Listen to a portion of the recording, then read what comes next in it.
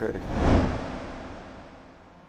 Good evening and welcome to round 9 of Sonoma Raceway. I am James Parfitt and I am here in the booth with the one, the only Daan Pepels is joining me again this evening for this absolute epic series of racing action.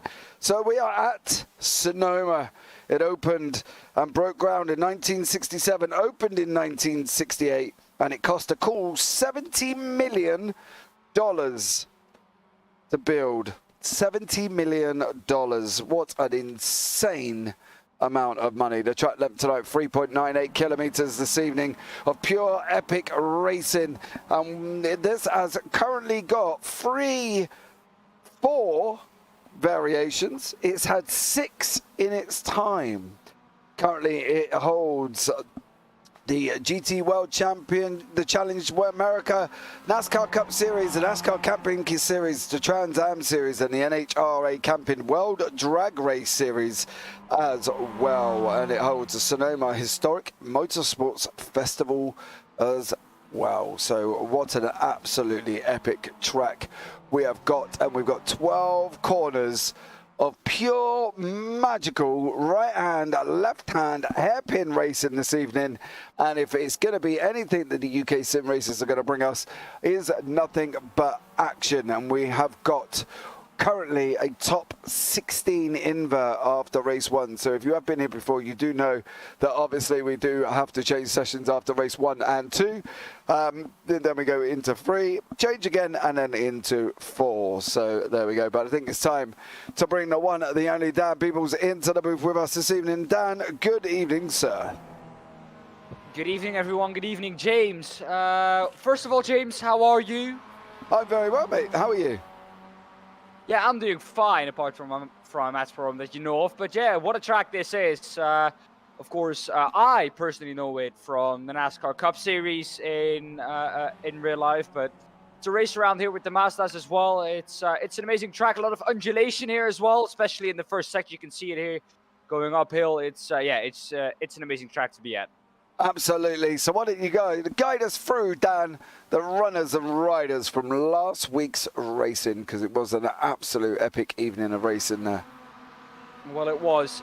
Technically, it was the Pete Newman and Daniel Hunt show, because, well, you're going to hear it in a bit, but Pete Newman took pole position in qualifying ahead of Daniel Hunt and Steve Heffern in P3. In race 1, it was Daniel Hunt who won it ahead of Steve Heffern and Pete Newman in P3. Pete Newman, though, came back in race 2 to win it ahead of Steve Heffern and Daniel Hunt in 3rd. In race 3, though, Daniel Hunt was back on top again ahead of Steve Heffern and Pete Van Gool in P3. And in race 4, it was Pete Newman who was back on top ahead of Jamie Ayres and Steve Heffern in P3. So the podium there, James, shared by, well, mostly the same drivers throughout that whole evening.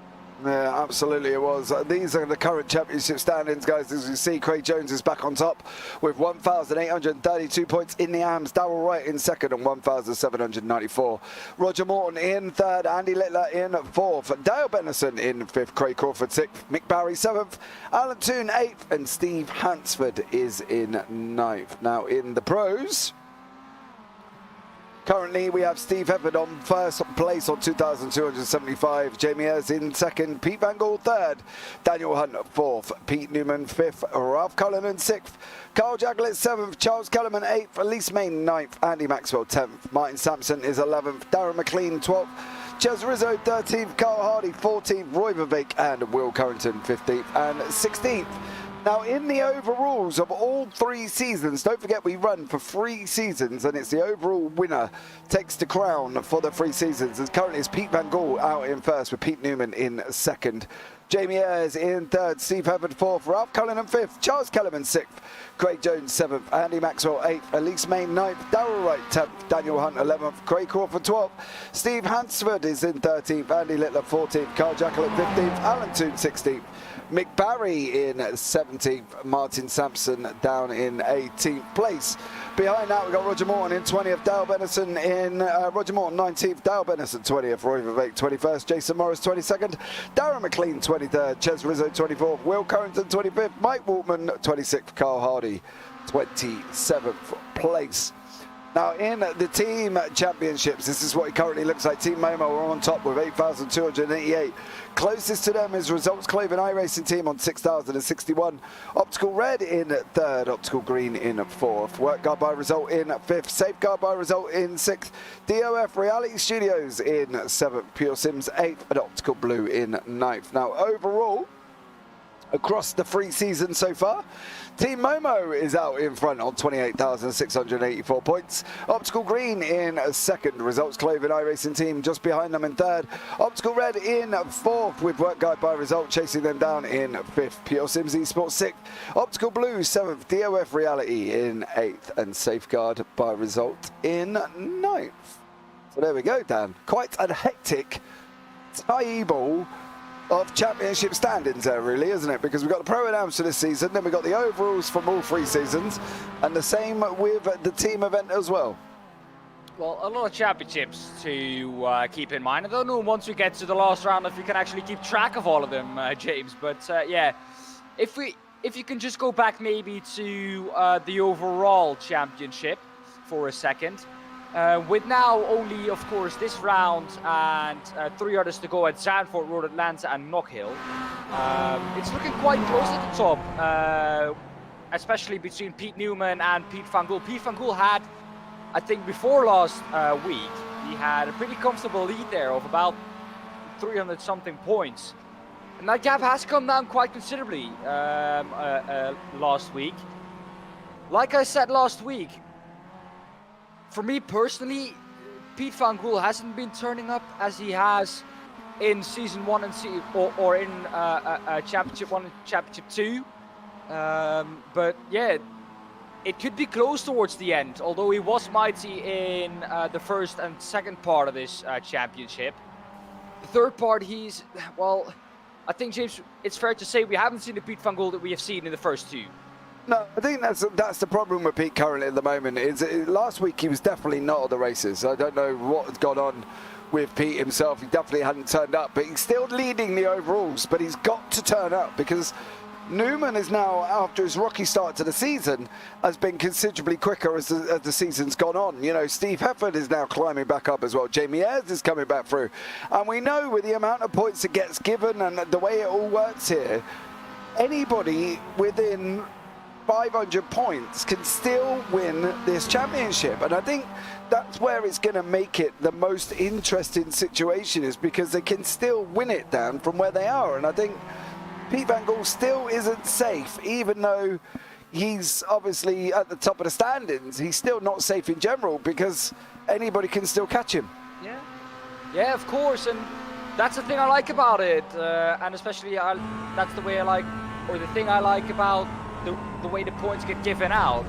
But like I said, Pete Van Gool, he was mighty in the first 2 parts of this championship, of these 3-part championships.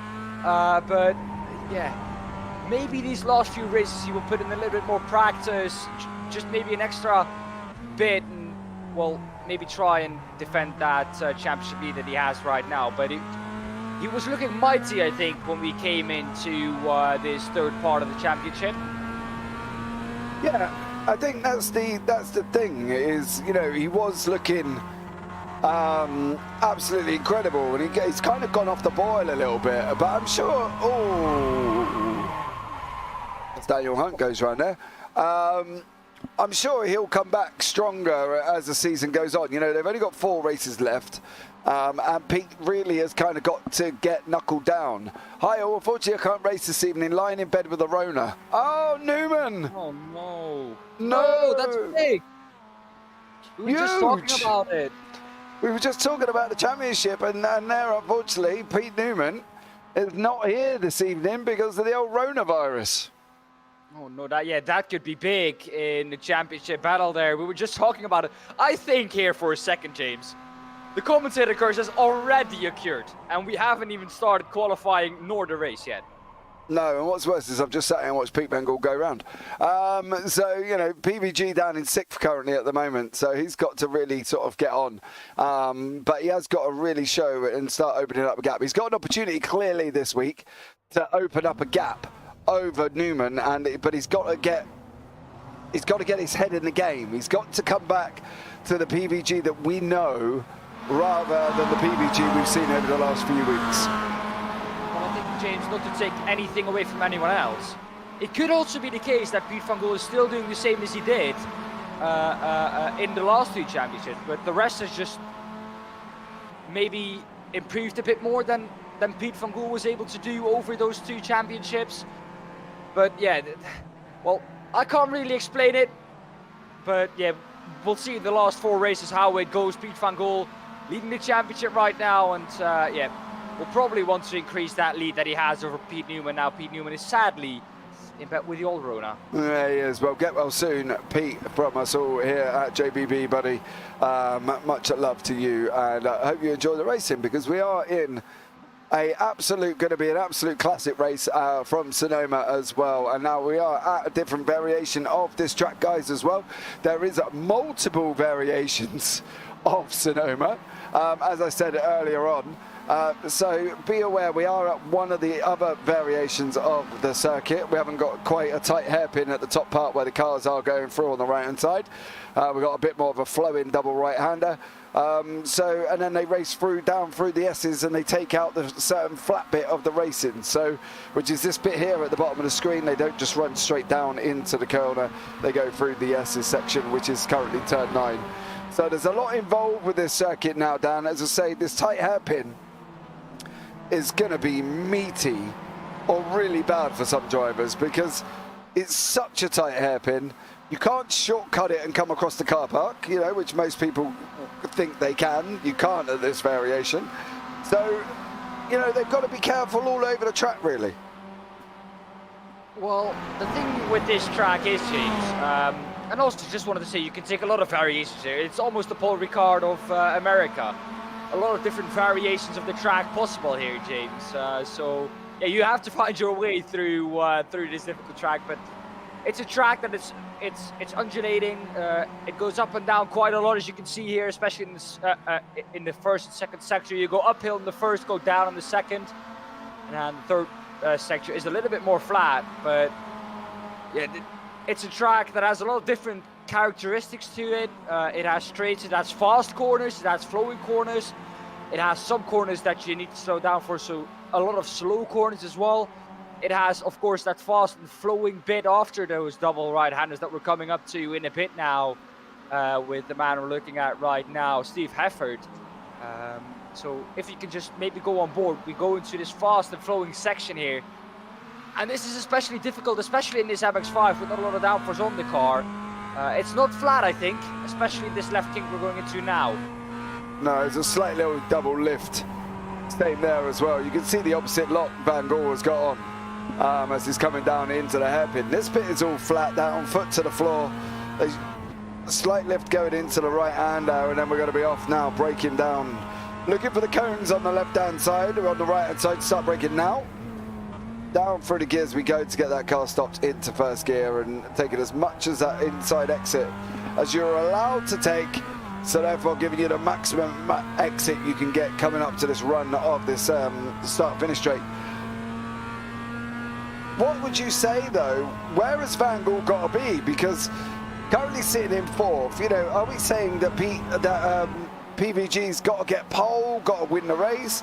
Because technically whatever points he gets on obviously Mr. Newman, it's going to be a gain. So surely finishing 4 races and gaining points is better than going for the win and not having any. Well, you could say that, but you could also argue he wants to get as much points as he can at the point where he is right now. Now he has that opportunity. So it's difficult to call that one, James, I think. I think it is going to have to start with a good qualifying from him. Mm-hmm. And after that, I think he will see where we will end. Yeah, I think so as well. Daniel Hunt is setting the timing tower like currently green across the board, as well as Alan Toon. Steve Hefford's green and 2, sectors 1 and 3, sorry, yellow in sector 2. Jamie Ayres is in the same boat. He's green in the first 2, yellow in the last one. It's only Daniel Hunt that's really improving across all 3 sectors at the moment. Is this going to be an improvement in sector 4 for Daniel Hunt as well? No, he goes yellow. So it's going to be this final sector run. What can Daniel Hunt do here? Oh, nothing, because he's just gone off track. So that lap is completely invalid, and he won't be able to carry on. There is Jamie Ayres, there is PVG. Elise Main is not far off PVG's pace though, Dan. And the Lioness herself is back this evening. So coming in now and hopefully currently sitting in 5th place with 9 minutes remaining.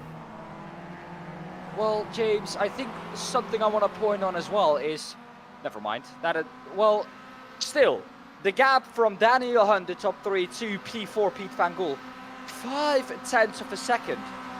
That gap never used to be that big, although now at least Mando closes in.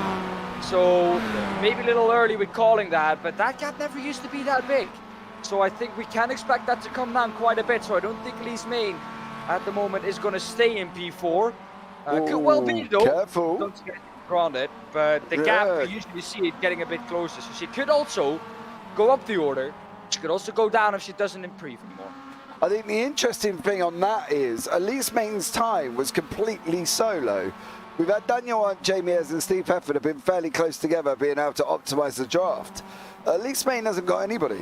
What she's done is literally off her own back, and credit to her, because obviously you're not having that draft that some of the others are having. She's managed to pop it into 4th place, which I think is incredible. Yeah, but then I could argue, look at the man who has pole position. That man did it all on his own as well, because he's at the front of that group, Steve Hefford. He has also no one to take that slipstream from. Well, that's not true. It's not true. At the time he set that pole position lap, he was behind Daniel Hunt. Okay, that's my fault then. Yeah, get facts right. Okay. Well, I thought at that point that he was clear. So no. Yeah, that's my fault. But Daniel Hunt is improving as well, and he doesn't need much to jump up into pole position with that slipstream. Can that help him to the pole position? Across the line, he goes Daniel Hunt. The answer is yes. He won by 2.5 tenths, even more on the second. See, so that's draft related, right? Yeah, but then you could also argue they got themselves into that place. Maybe Elise Main wants to maybe try and find someone that she can slipstream from. Or that she can slipstream behind, or that she can work together with. She now has done that, I think. Nope. Oh, never mind. He pulls off to the right. Doesn't want to give Elise Main a slipstream. Yeah, Alan Toon's got an improvement on. 3 greens currently at the moment. Good old Alan. Glad to see him back this week. Alan Toon has had a bit of a dilemma as well on, where are we now? Monday evening. There was a message. Why? You're saying Alan Toon. It's Sir Alan. Sorry, Sir Alan Toon. His computer on Monday, as he's put it, is deeply troubled and is undergoing therapy. So on Monday, currently, Alan Toon's on the 6th. No, that wasn't Monday. What day was Tuesday? So that was Monday, Sunday. Alan Toon's computer was undergoing therapy. So there you go. Glad to see Alan Toon back on track. Andy Littler is another one that's gone green across the board currently at the moment. So see how Andy gets on. He's still rocking the Queen's livery. The special commemorative livery these guys did. Is he going to do that again in the season? Well, I can't really answer that. Maybe he's very patriotic, should we say. I don't know. It's a possibility. But Littler goes into 17th place there. So it's a possibility that he does rock it to the end of the season, and if he does, fair play. Roger Morton. Now, I want to talk about this man, Dan. Oh, Jacklet. Now, he's had possibly one of the toughest seasons I've seen within this series, hasn't he? He's just been Yeah. Such a tough, unbelievable. He's been involved with accidents that aren't his fault. He's been involved with accidents that maybe he shouldn't have been in. He's been involved in accidents that possibly could have been his fault. He's just kind of done it all this season, really. Well, I think the occurring theme we can see there, James, is incidents and being involved in it. And we saw it last time out as well. And, I think here at Sonoma, he just wants to stay out of trouble. He wants to not get involved in anything and just get a clean evening in. I think he hasn't had that since we started the autumn season. So it's going to be vital for him that he can do so. And I so hope that he can, because it's been painful, let's say it like that, to see this man struggling this much.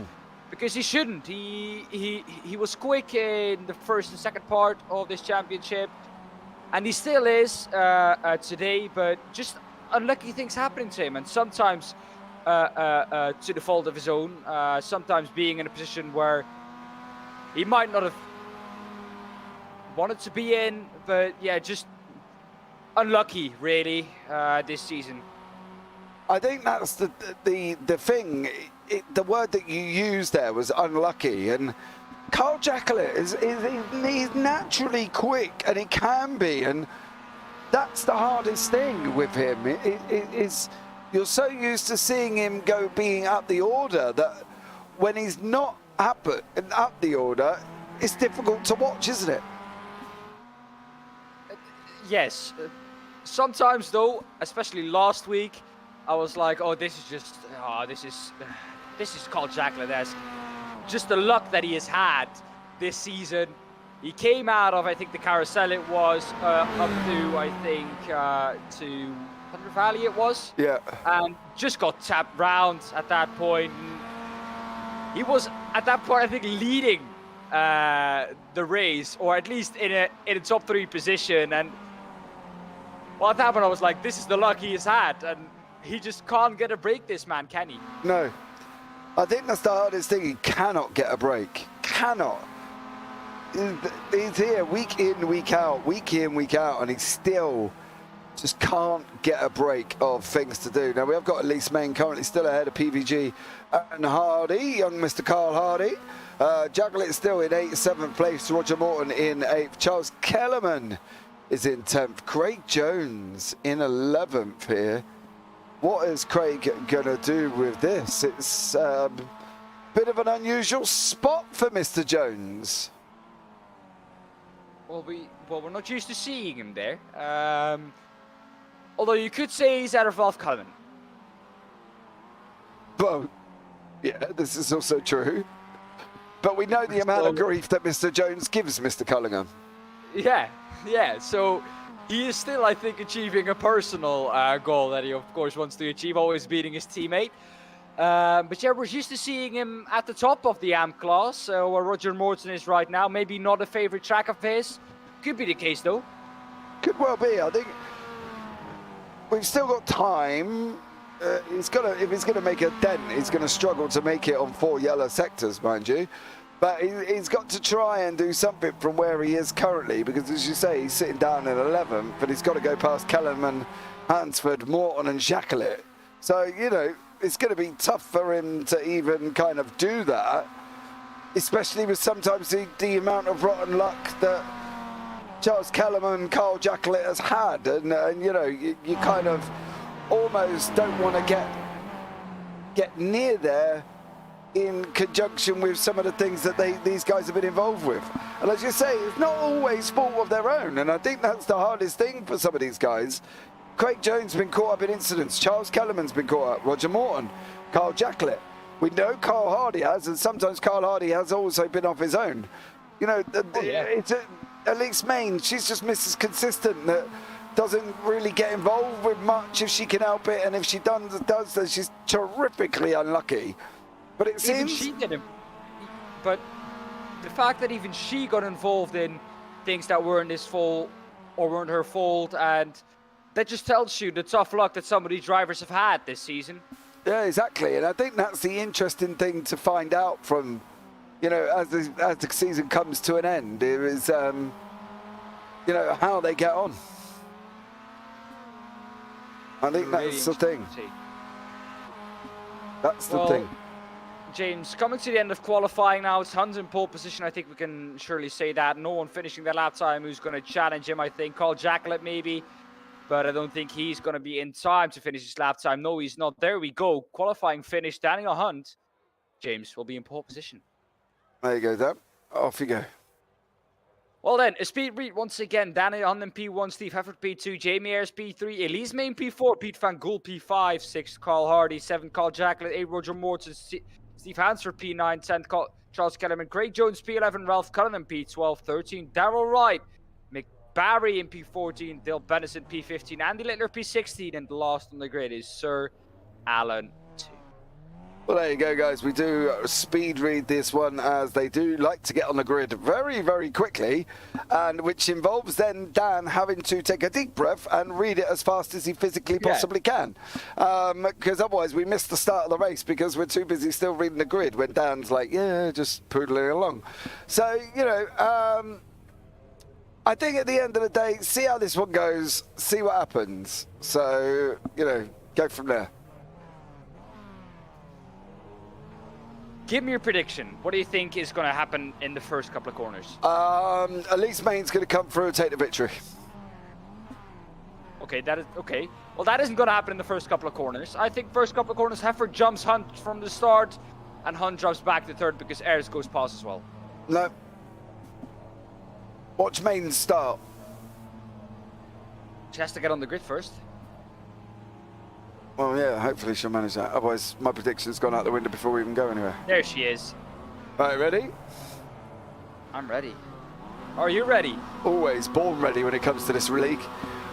Right, 1, 2, 3, 4, 5. And it's go, go, go at Sonoma. And there is fourth place, Elise Main, now coming up beside Jamie Ayres as they start heading up the hill into turn 1. Into turn 2, sorry, with Daniel Hunt still out in front. Jamie Ayres in third. Elise Main's been overtaken by PVG. PVG is going to try and run a wide on the gravel.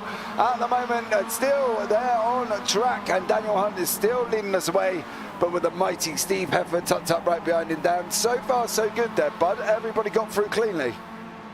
Everybody got through cleanly. Not a lot of movers, actually. A lot of people staying in the position where they are. You actually do start quite far apart here at Sonoma. We saw that at the starting grid. So there were quite a lot of gaps here. Bigger than usual. I think half a meter to 3/4 of a meter bigger than usual here at Sonoma. That's the way they go in America. But yeah, Steve Heffert still in P2 ahead of Jamie Ayres, Pete Van Gool. The only one to win a position, and the biggest losers at the moment in terms of positions is Steve Hansford, down 4. Yeah, Steve Hansford down 4 places into 13th there. Mick Barry is up 2, so that's good to know. So is Ralph Cullinan and Craig Jones. Now, they must be running together.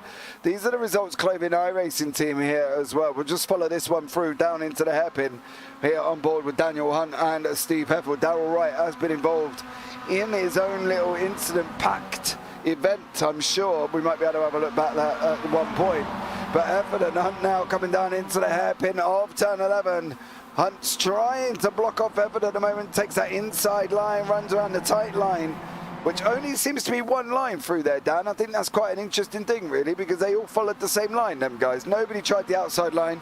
As we can see, Roger Morton and Charles Kellerman in the background have either covered together, and Roger Morton is back going once again. Daniel Hunt on a 1:56.707 there, Dan, to start off the first lap.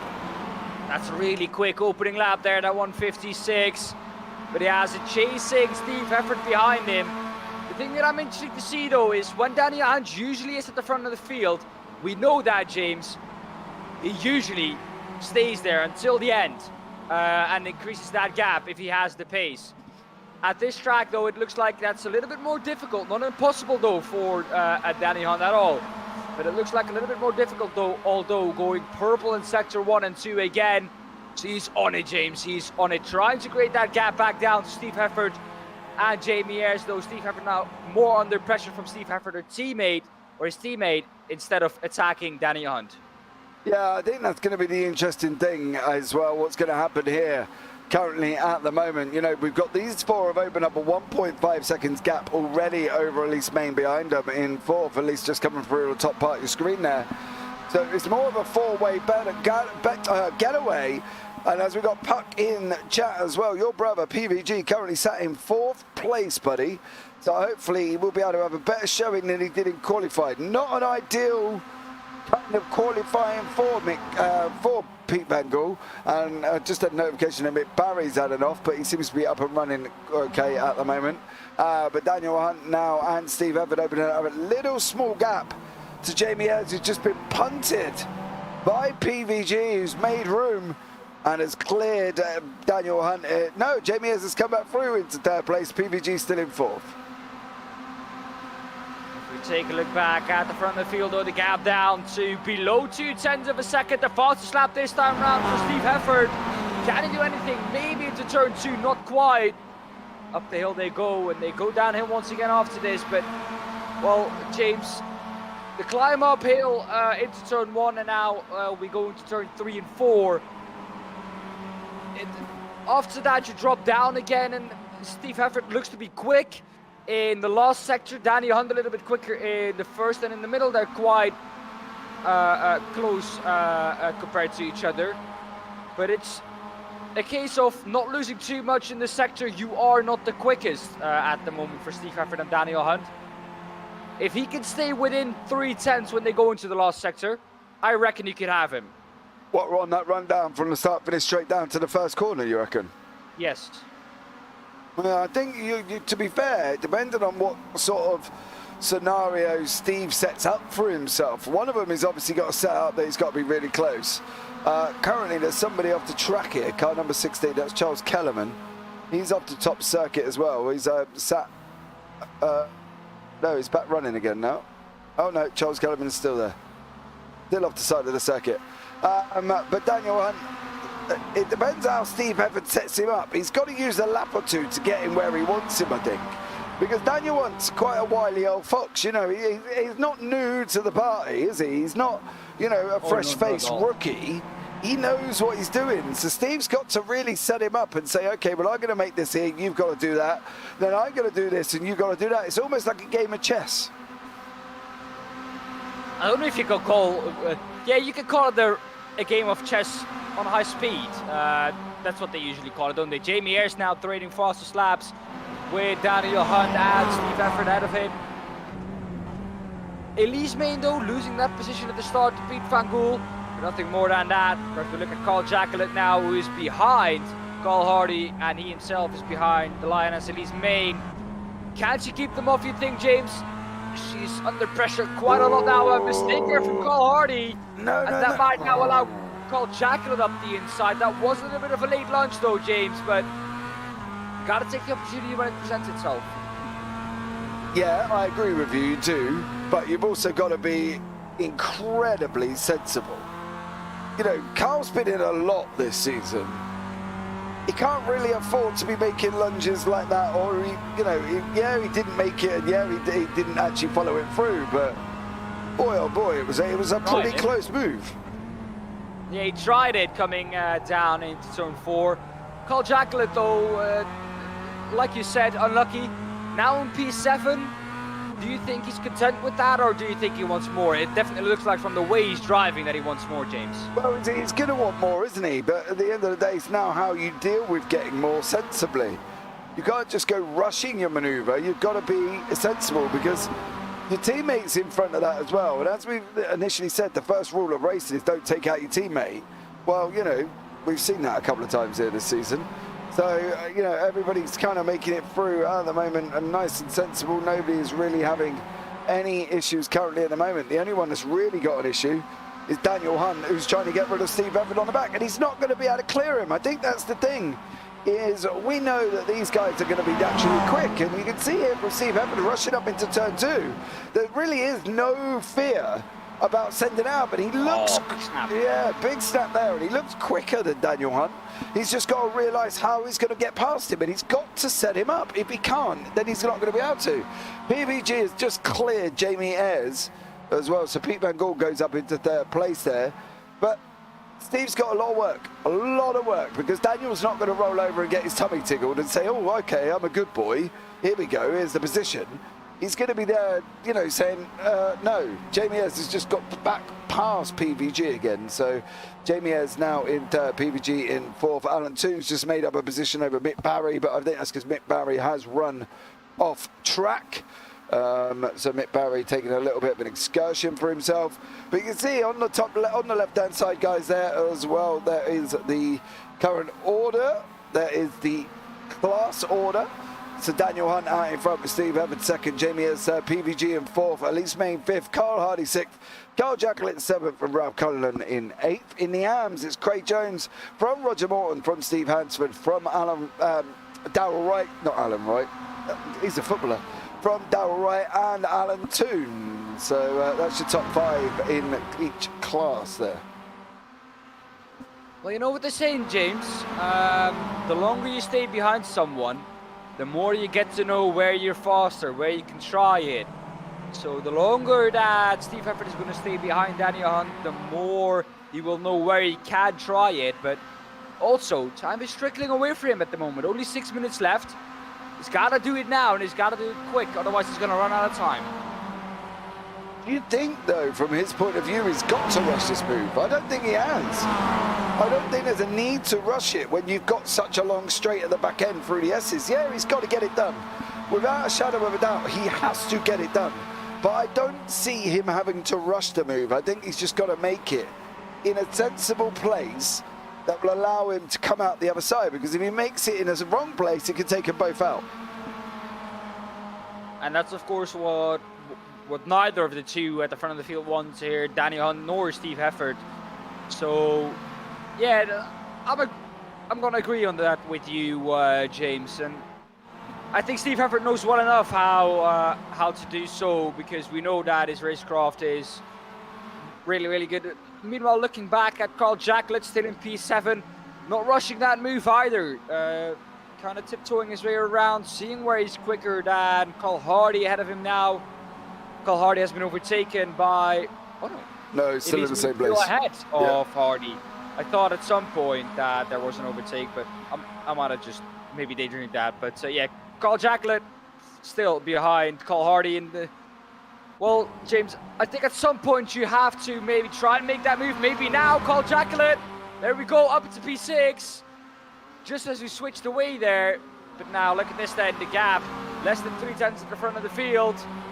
Steve Hefford, can he make that move now? Coming out of the last corner. Not as quick as Daniel Hundo on the exit. So I think he's just going to run out of time here before we get to the end of the straight.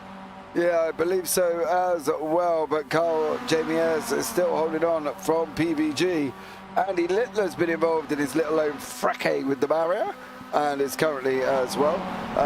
Jamie Ayres in third place, not giving that position up to PVG, who is still got Elise Main behind him in fifth, although 1.2 seconds back at the moment.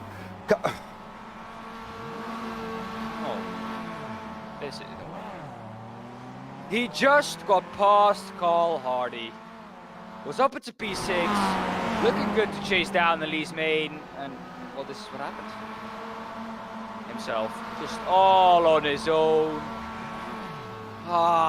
James, I think that's just maybe a case of wanting that P5 from Elise Main a little bit too much, pushing maybe a little bit too hard, and that's what you said. He got to take it cautious. You have to take it cautious, and he didn't do that there. I am struggling for superlatives, or sorry, struggling for words to give Carl Jacklin. You just want to go and see him and give him a big cuddle. I think that's it with Carl, because he's had such a rough season. Like, bro, this guy cannot catch a break. He couldn't catch a break if somebody broke a Kit Kat right in front of him. You know what I mean? It's just insane how much work he's got. Jamie Ayres has lost a bit of time here to PVG. Can't see nothing off track, so I don't know if he's got any damage anywhere, and he's just about to have Elise Main try and send it in on him again. We're going to have one more plus that as well.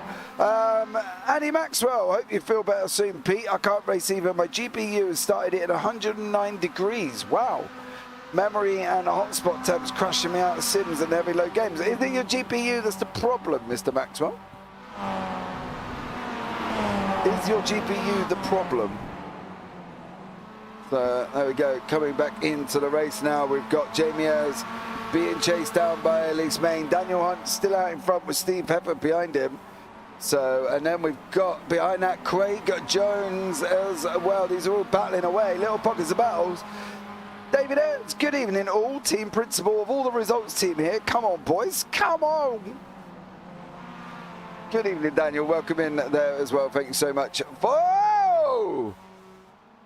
What? Was that traffic? No, he in the just... Australian tune? No, it was Andy Littler, but he literally just appeared in the middle of the track. Wow. I'll try and have a look back at the end before hopefully they go into the next session, but literally Andy Littler, I didn't see him until all of a sudden he just appeared there. Well, that was a weird one, I have to say, though, there between... well, let him get through the hairpin and we'll have a look. I'm sure literally he just appeared in the middle of the track. It was so bizarre. But good evening, David. I hope you're well. Andy, what are you looking for, bud? I've got a spare 2060. I'll say it's a spare 2060. It come out my PC. I upgraded to a 3070. Well then, is this then the run for Steve Heffert? Can he do it this time round? Up the inside or around the outside of Daniel Hunt. We're in the last lap right now. Can he do it at turn one? Or is he going to wait a little bit longer? He's going to wait a little bit longer. He's going to have to wait a little bit longer. Not able to, well, put the car on the inside of the outside of Daniel Hunt. Maybe then on the run down to turn four through the chicane we go now.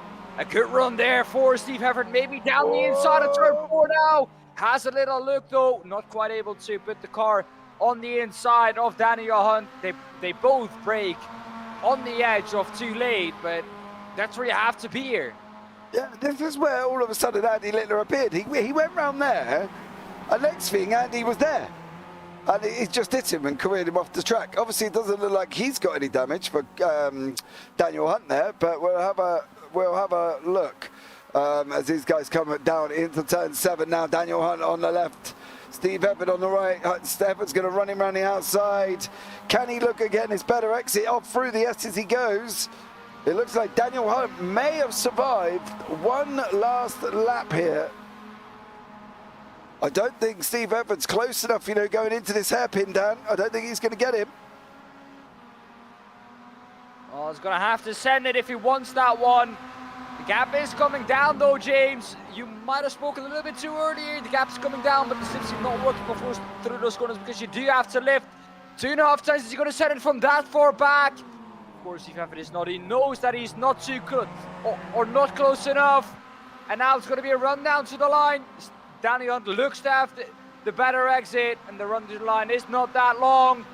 Daniel Hunt comes through to take victory in race 1 ahead of Steve Heffert. The battle has been going on for the whole race. And behind that, though, Pete Van Gool, after a good comeback, let's say after qualifying there, James, he comes through in third. But let's see what happened there with Andy Littler. I don't think that's the one. I'm trying to find where all of a sudden he just appeared. So nothing there, literally. There he is. Oh, there he is. Do you see it? Yeah. Like, literally, he goes off. He just disappears here. Right, this is him. He's not even on track, guys. This is why I can't pick him up on the replay. And then all of a sudden, he's there. Like, he wasn't even there. And that's the bizarre thing. He wasn't there. So it was, well, bizarre. David Ayres, Andy Littler, more likely on dodgy hotel internet. Oh, well, that's probably not going to help. So there we go. But the results are in from race 1. I think we were actually waiting for a couple of more to get across the line, which is Mick Barry and Charles Kellerman. As we see Charles Kellerman come through the S's there as well. As we can see, Craig Jones. Oh, there's Carl Hardy. Not entirely sure what they're up to, but whatever they're doing, they shouldn't be. Not with your boss watching, boys. Come on. Behave yourself. So there we go.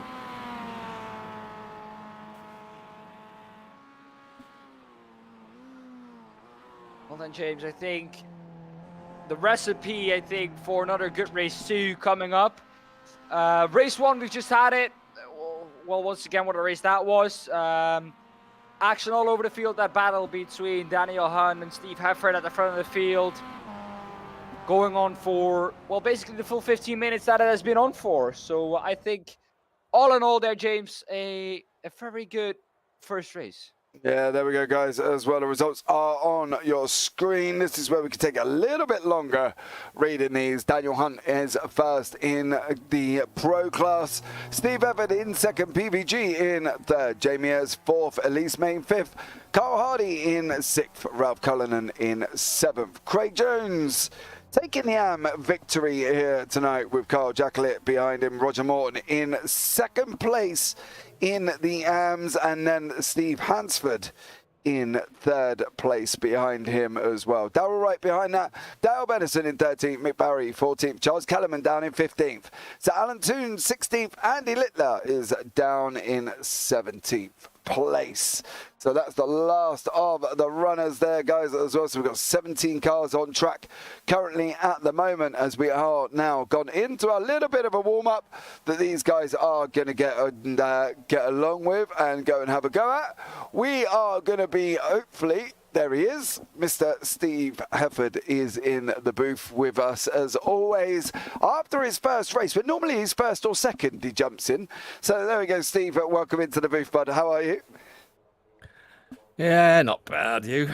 Mate, I'm always good, annoying. You know, at the end of the day, that looked a lot more fun from our perspective than probably what it was for yours. Oh, he's great fun, this track. You literally just need to turn in and then you just manage the opposite lock and around you go kind of thing. It's a brilliant track. Feels like there's a lot less grip than the last time we were here on these tyres. Yeah, that's the thing. I think this new damage model is really playing a massive part. This new tyre model, is playing a massive part tonight, because we have seen a lot of opposite ways of turning, considering which way the turning's going. Yeah. Now, I want to talk about Andy Littler. Now, Yes. you were coming round turn 6. He wasn't there. And No, we never saw him on the approach at all. He's just come in to apologise, to be honest, but he races in hotels, you see, because he works away, so he's usually on pretty naff Wi-Fi. And yeah, but he must have been gone for quite a while, because we didn't see him at all on the approach, and then he literally appeared about 6 inches in front of Dan, and then stage exit right. But yeah, he was lucky he didn't wipe Dan out. Yeah, that's what it's. We've got David, who works with Andy, who's actually turned around and said Andy Littler more likely on a dodgy hotel internet. Exactly. So David Ayres, which is the team principal, the results teams, is in chat this evening. And literally, we picked him up on the replay, and it was one of them replays where all of a sudden you saw nothing for about 5 seconds. And then all of a sudden, Andy Littler on the exit of 6. It was like, because all of a sudden he just appeared there. Now, obviously, it clearly didn't affect Dan Hunt's car, because he was still as fast as lightning going off through there. What do we think? You know, you're going into a top 16 reverse, so you'll be down in 15th place. You got some fast cars in front of you. You know, PVG's not been too bad tonight. He's had a couple of weeks where he's been a little bit off the races. You know, you've got the likes of Craig Jones is in front of you as well, Ralph Cullinan. How easy is it going to be past it? Because, we've been to some tracks this year and it's been tough to overtake, but you guys have still managed it. What do we think Steve Hefford's going to pull off in race 2? I'd like a podium. I'm up to 6 again, I think. I think that was my 6th one. I had 4 last week and 1 the week before, so that should be number 6. So if I can get another one equal my best, that would be nice. To be fair, I feel we've got decent pace here. I think we had a couple of seconds on the majority of the pack, to be fair. So it's just keeping out of trouble, isn't it? That's the thing. Different speeds, different lines and stuff. It's just a bit of a weird track, really. So yeah, if I can get straight out of trouble, then I don't think a podium's too much. Okay, well, you're just trying to lengthen your, keep your record going, and you keep your streak open. I've probably just cursed myself there. Yeah, well, at least you can't blame me for that one, mate. If it all goes wrong, you can sit back and say it was down to what you said. But look, Steve, thank you as always for jumping in the booth, buddy, and good luck in race 2. Thank you very much. Take care, man. See you later. Bye. Well, there you go, Dan. 6th podium for Steve Hefford now. Is that right? You've got all the stats. Yes. It started 2 weeks ago in race 4, where he got a P2. Then, of course, in race 1 last week, he got P2 as well. P2 in race 2. He got P2 in race 3, and he got P3 in race 4. And then now, of course, here he gets a P2 again. So he loves his P2s, doesn't he? But you're now on 6, and we know his record's 7, right? 7 podiums in a row. And he knows, obviously, that he's going to be looking at trying to get that. But he is coming from 15th place. You know what I mean? If he was on 1 or 2, I would fully accept that, but he's coming from 15th. Welcome to the USA Meat Grinder, said Elise Main. This track is how Knock Hill should have been designed. Yeah, I agree. People love this track. I've raced around here in a Radical. That was, well, in the SR8 days, of course. That was absolutely incredible. So, Andy Maxwell, wish I was racing. Have always liked Sonoma. Yeah, it's a good old track. It's a good old track, mate. I think it would be, yeah, it's a shame not to have you here, buddy. I'm not going to lie. But don't worry, you got Elise banging, sorting the field out for the optical team there. So you'll be, up and running in no time, I'm sure. And Elise is going to come through and take the victory in race 2. So I don't know what you're worried about. Bunch of points there as well for the optical team. So that'd be absolutely amazing. So Andy Littler, we've kind of established, could be on dodgy hotel internet, as said by David and Steve.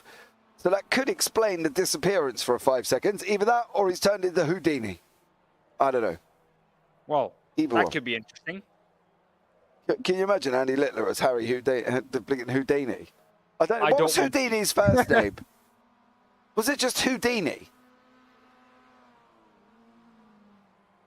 Okay, we're going to do research. Well, yeah, Dan, get on it. Come on, you should have had the answer for me the moment I was talking about it. So Houdini, we don't know his first name, but if it is there you go. But much love there from everybody who's jumped in tonight. Don't forget, guys, give the video a big old thumbs up, and subscribe if you haven't already. That would be absolutely incredible. We've got the final round. Harry Houdini. It was Harry Houdini. I was right. We got the final round on the Next Gen GT3 with 3 championships going to be settled tomorrow night, and it is incredibly close. And just to top it all off, we're at the Nords Combined as well. Oh. So it's the Nords Combined full Next Gen GT3 series tomorrow night. So come out and check out that. On Thursday, we've got the Radical Race series. And also, you got Crest on Thursday, Dan, haven't you, within Race Room? Yes. I believe that is. Forward to that again. I'm talking about that, but yeah, just in case you haven't, I am looking. Yes, you do. As he says, scrolling through his diary in quite rapid succession. Yes, you do. So there we go. I'm at Monza for the Radical Race Series on Thursday. And then we got the Radical Sim Racing Sprint World Cup Series taking place on Friday. That's also from Monza as well. And then on Saturday, we have got the UTC touring cars with myself and Zach Sweeney. And then on Sunday, we got the Endurance, the Radical Sim Racing Endurance. So we've got a lot going on this week.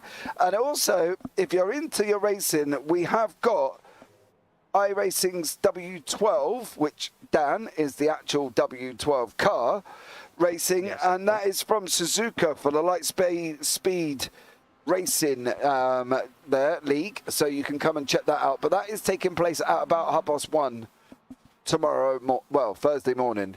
So the Light Speed Racing League there as well with the W12 series, which is the actual F1 car in iRacing.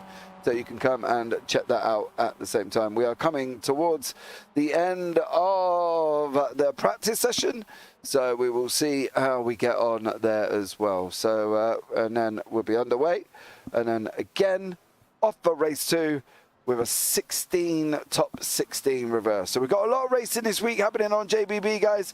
So as I say, to make sure that you don't miss any of the action, you should definitely come and, subscribe, turn on the bells, and you're not going to want to miss any of it, because if you love your racing, there is a lot of racing happening. MX5, GT3s, Radicals, we got ACC, you know, there's F1 cars coming in as well. We've got touring cars. It's just, lots of everything. So what more can you ask for than one channel that brings you so much racing? Is absolutely incredible. So just waiting for the end. They are literally about 2 seconds out. There is the checkered flag. Ready, and then we'll be bringing you the grid there as well. So I think Dan is back in the booth. Are you ready, Dan? Yes, I am. Yes, I am. Sorry for the wait there. I was muted for a second, and I didn't realize that. Go on, then. Quick. But there we go. Sir Alan Toon will start on pole position out of Charles Kellyman, Mick Barry, P3, Dale Benison, P4, Darrell Wright, P5, P6, Steve Hansford, Roger Morton, P7, Carl Jacklin, P8, Trey Jones, P9, Ralph Cullinan rounds off the top 10, Carl Hardy in P11, Elise Main, P12, P13 for Jamie Ayres, Pete Van Golen, P14, Steve Hefford, P15, Daniel Hunt, 16 and 17, Andy Littler. There you go. Alan Toon out front. Now we know Alan doesn't like generally being in front, and he will make a consented effort to remove himself. But I will say, over the last few weeks, Mr. Toon has got a little bit spicy in his racing. So he has got a little bit of a spice on him, hasn't he, Dan? He's been sort of battling hard and getting his old elbows out. Well, let's just say that he wasn't moving aside for anyone. It didn't matter who it was. And that's what we like to see, don't we, James? Right, here we go, guys. The lights are on. 3, 4, 5. Alan Toon is away. Big puff of smoke there as Alan leads us up the hill. Through turn 1 he goes. We've got work guard, result, work guard, safeguard. Top 4 currently at the moment. So the clothing results guys here putting into the top 4. At the moment with Carl Jacklin in at 5. Carl Hardy in 6. Behind that, Craig Jones. And then we've got Elise Main behind that as well. But at the moment, Alan Toon. No, Alan, no. Alan moves over and everybody streams through. He does that thing, doesn't he? I still think he could probably go for it. You know what I mean? I still think he could. He could. But at the moment, we've got Mick Barry, who will go for it. Is out front, of course. Mick Barry was our first AM to win the overall championship at Interlagos, and he did it on the final corner of the final lap, overtaking Steve Hefford. So there we go. David, I'm afraid Alan does not like pressure. He moves over.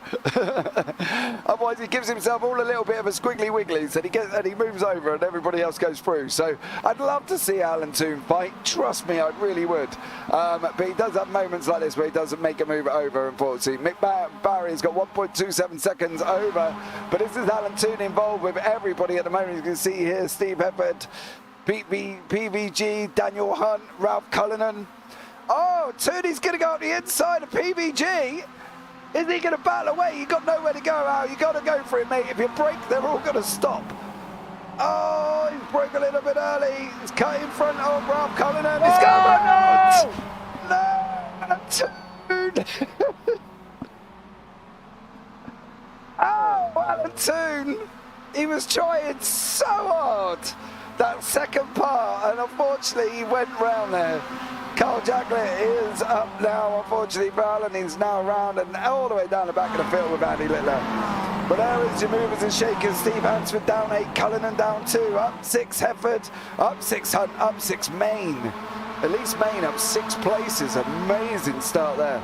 But Mick Barry out in front, Dale Benison in second, Darrell Wright in third place here.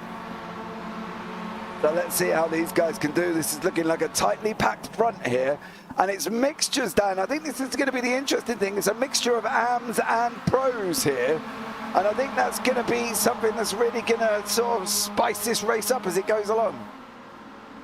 Yeah, well, the thing I'm keeping an eye on is the man in 8th at the moment. Just made that move for 8 on Carl Hardy, Steve Hefford. That's the one I'm keeping an eye on because he, of course, can, well, once again be on a 7. Jacklin's on the wall! Oh, that's it! No, not again. Jacklin into the wall. Hopefully not too much damage for him though. Hopefully he can continue and not too much harm done, but once again, not getting lucky at all there, James. No, he's now got to decide on what he's going to do with Steve Evans. He's going to close the door. Steve knew that. Steve saw it come in. We have got Carl Hardy and Roger Morton behind you. Jacqueline's got a bit of a slide on now as these guys go racing round through 9. And Carl Jacqueline's got a slide on and there's lost a position. Steve Evans, but he's got Roger Morton. No! Moore's on the gravel. Is he going to hold it? Is he going to hold it? He's round, but that's Darryl Wright. Oh no, Darryl Wright in the wall as well. Carl Hardy gets a big old shove from PBG there. That was very forceful. I'll tell you, PBG getting his handbags out of full faces there and giving Darryl Wright a good old slap with it on the way through. But at the end of the day, Carl Jacqueline is still... Oh dear, it's been manic. This one's got more manic than the first one. But it's Roger Morton and Ralph Cullinan. New car for Alan, please. Absolutely, new car for Sir Alan Tunes. He's just torpedoed it face first into the wall. Dale Benison here has really got Craig Jones, Elise Main, Steve Hefford behind that as well. The problem is down here now as well. These guys have got to be attacking, right? Because the man behind in the blue, in the red and yellow, right, in Steve Hefford, is going to attack them like a lion attacking a gazelle, isn't he, right? And they've got to go 3 wide up somebody hill. Elise Main. Oh, that's a close one. Are they going to keep it 3 wide though? No, they go back into double file, but still they're side by side. Elise Main, can she make that move now? On Greg Jones, he's still there. Steve Hefford though now wanting that move up the inside as well. He's got to play it safe. He's up to, when he touches. Dale Benison. Benison round. Oh, David, what's going on with your boys? We've got Alan Toons. I don't know. Alan Toons in the pits, Darryl Wright's in the pits, and now Dale Benison, after absolutely flying, is at the back of the field. But however, Steve Hefford is now in 2nd place. So, you know, I suppose silver lining. He has got 2nd place, but Dale Benison did suffer for that 2nd place. As he's now looking, Elise Main is trying to get in ahead of Craig Jones. The problem for Craig is he's got to do a job for Mick Barry, right? But Mick, well, we'll see how their times compare in a minute when they go across the line. Mick's going to come across the line now in a 150. Steve Evans in a 148, so that's 2.5 seconds. And Ryan Cullinan setting the fastest lap there on a 148.437. I don't know what you've eaten there, James, but that's not 2.5 seconds. That's 1.5. That gap between those lap times. He's not quite that slow, James. Mick Barry, he does have some speed in him. But yeah, no, that was 1.5 seconds there, the gap between those lap times. But look at that, it's coming down rapidly. Steve Hefford, of course, remember he had some traffic in that lap as well. He had an incident in that lap, so I think it's definitely going to get quite a lot quicker here. Yeah, Daniel Hunt has just gone past the outside round turn 6 of Elise Main. We've got our very own Zach Sweeney in the room. Good evening, Zach. I think I'd better be off running to the scrapyard. I think you will, mate. You've got about 3 cars torpedo the wall here. So now we've got Mick Barry with Steve Hefford behind it and Craig Jones behind that. It's got to be chased down by Daniel Hunt and Elise Main. So here we go now as these guys are dropping off the left-hander of 8. We go through 8A. Bizarre, and then around into 9 here on the left-hander we go. Can Mick hold Steve back? Coming down into the hairpin. Can Craig hold Daniel Hunt? I got a funny feeling that one's going to end in a no, and this one might be a yes. But we'll have to see here. The door is going to be wide open, and that's Steve Evans through. Daniel Hunt's going to follow through on the inside as well.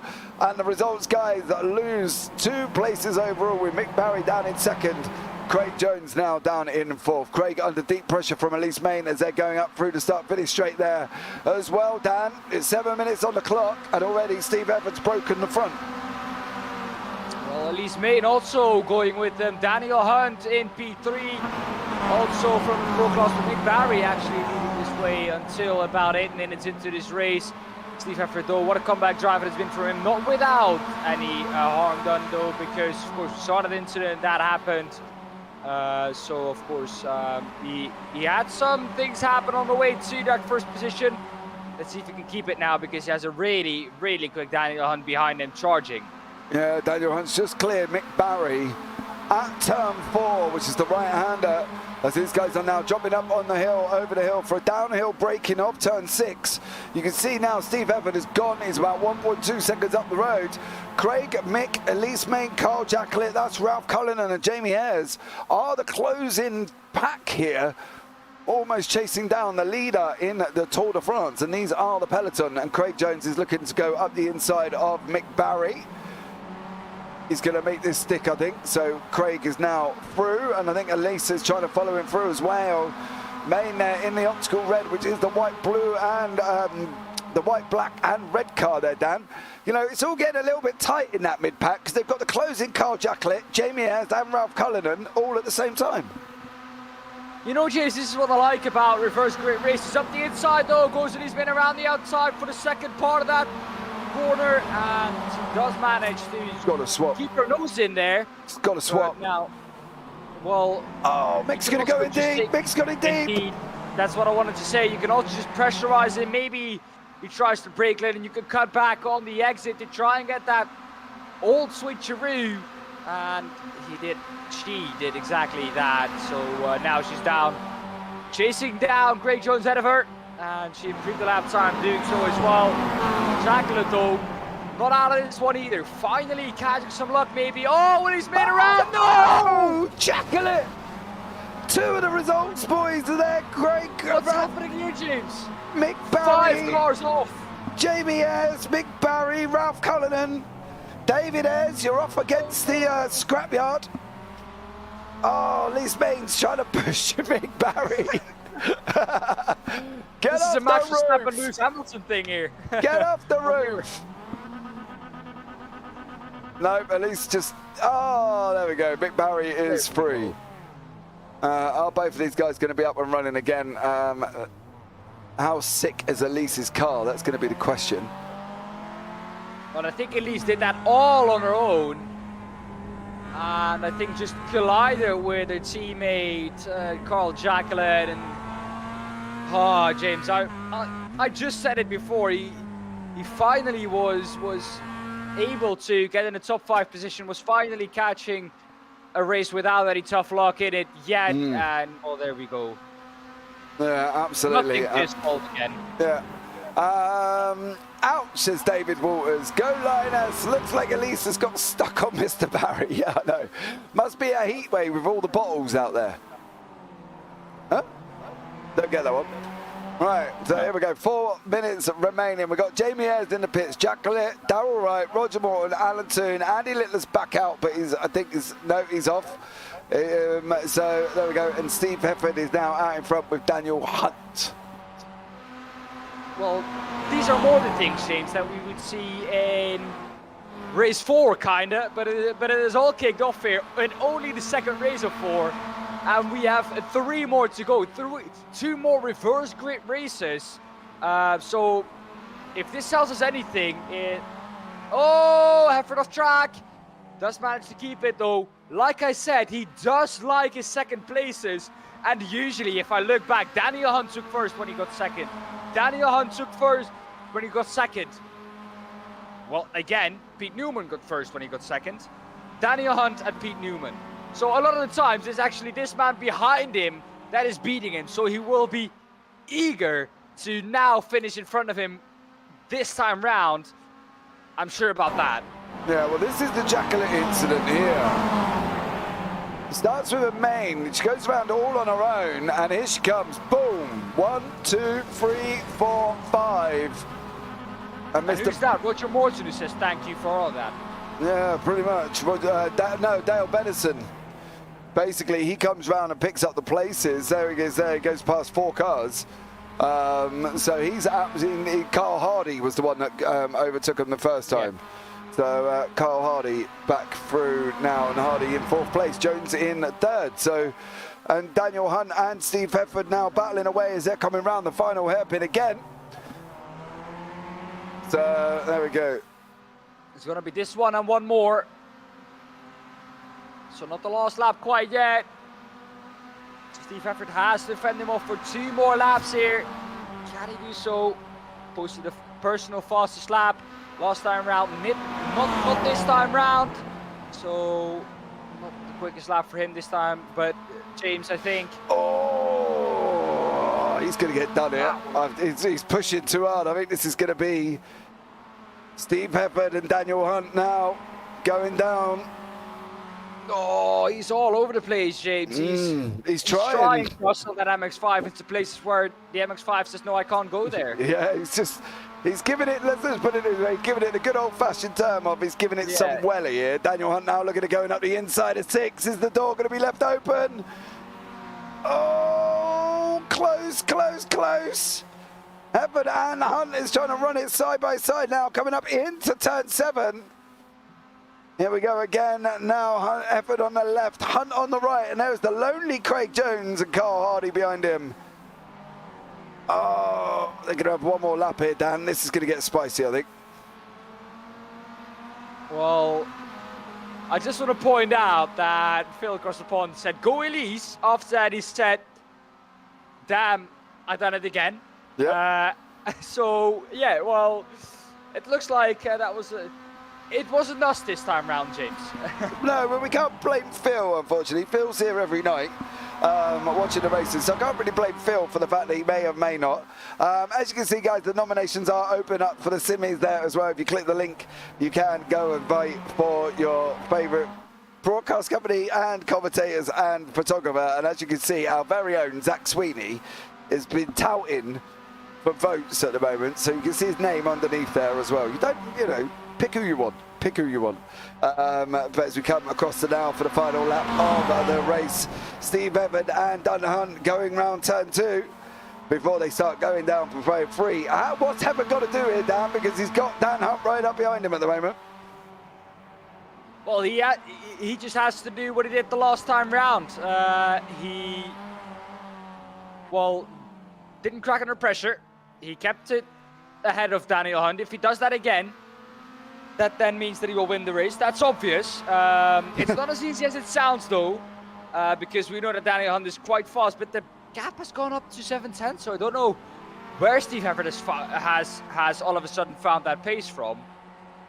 But the gap is, back out to 6-7 tenths at the moment. Yeah, I think this could be Steve Hefford's run, I think this could be Steve Hefford. If he doesn't, if he gets round these, this is his 7th podium now, isn't it? It is. Yeah, so this would be his 7th. So one more and he breaks the record. So he breaks his own record, mind you. Well, he hasn't won in 9 races. Okay. So he could do that here. He hasn't won in 9 races. This could be the 10th race that he doesn't win. Let's hope that isn't the case for him. Yeah. But yeah, that could be the case here. Here we go, guys, for the last final corner now.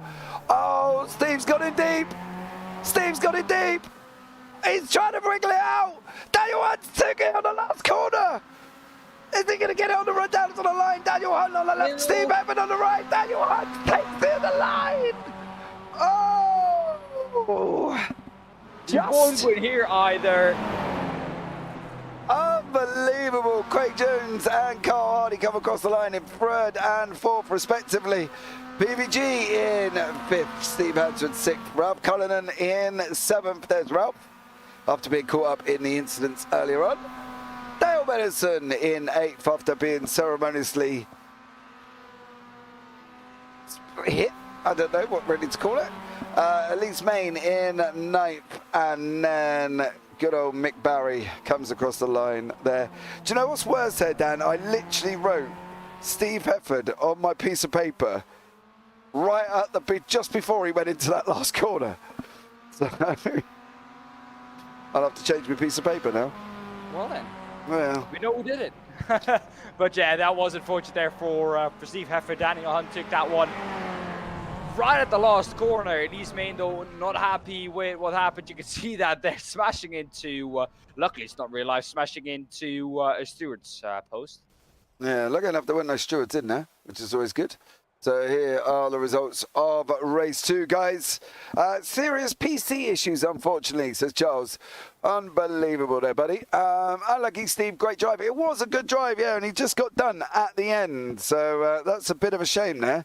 Steve Hansford has now got 2 poles in a row for the AMS currently, but let's take you through the final results. Daniel Hunt in first, Steve Hefford in second, Craig Jones is the winner of the AM class, and Carl Hardy in fourth place there.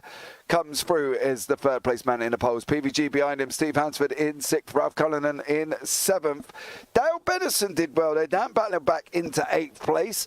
As we can see, Elise Main in 9th, Mick Barry 10th, Carl Jacklett in 11th, Jamie Ayres in 12th, Roger Morton 13th, Darryl Wright 14th, Sir Alan Toon is in 15th, Charles Kellerman in 16th, and Andy Littler, who possibly could not have connected due to being in that, well, as I say, hotel internet by the sounds of it. Yeah. Now, that was a bit more exciting, race 2. This is what we kind of expect from these guys, I think, Dan, don't you?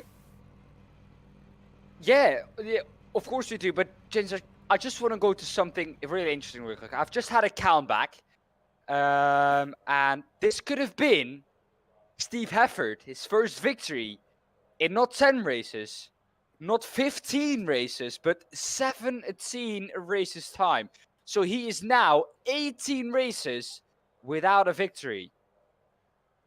Wow. But he has been on the podium for 7 times in a row now. Yeah, so one more and he breaks his record. So unlucky Steve, great drive. You too, eh? Congrats, Steve. Steve Hansford for getting 6th. Yeah, he's got 2 podiums in a row in the AMS now. 3rd place in race 1 and 2nd place in race 2. So there we go. Right, guys, it has become that part of the evening where me and Dan go and grab a quick break while these guys sort their next session out. So all that's left for me to say now, guys, is not the end of the broadcast, but just a gentle, we'll see you after the break.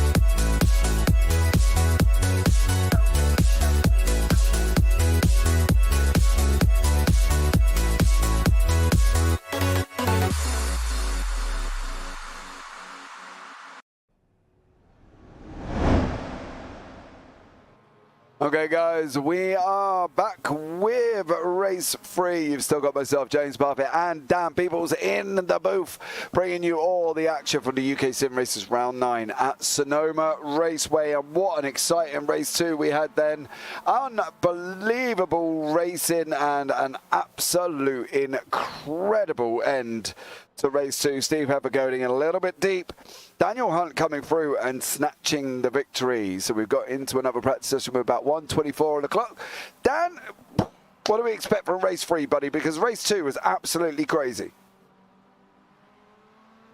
Well, I think, James, in terms of race 3, I don't think we're expecting the same kind of things as race 2, maybe in terms of action, because we do have a reverse grid, if I'm correct, once again. Am I not? Yep. You are. What reverse grid do we have? Because I can't find it. Top 8, I believe. Okay. Well, great. Then that means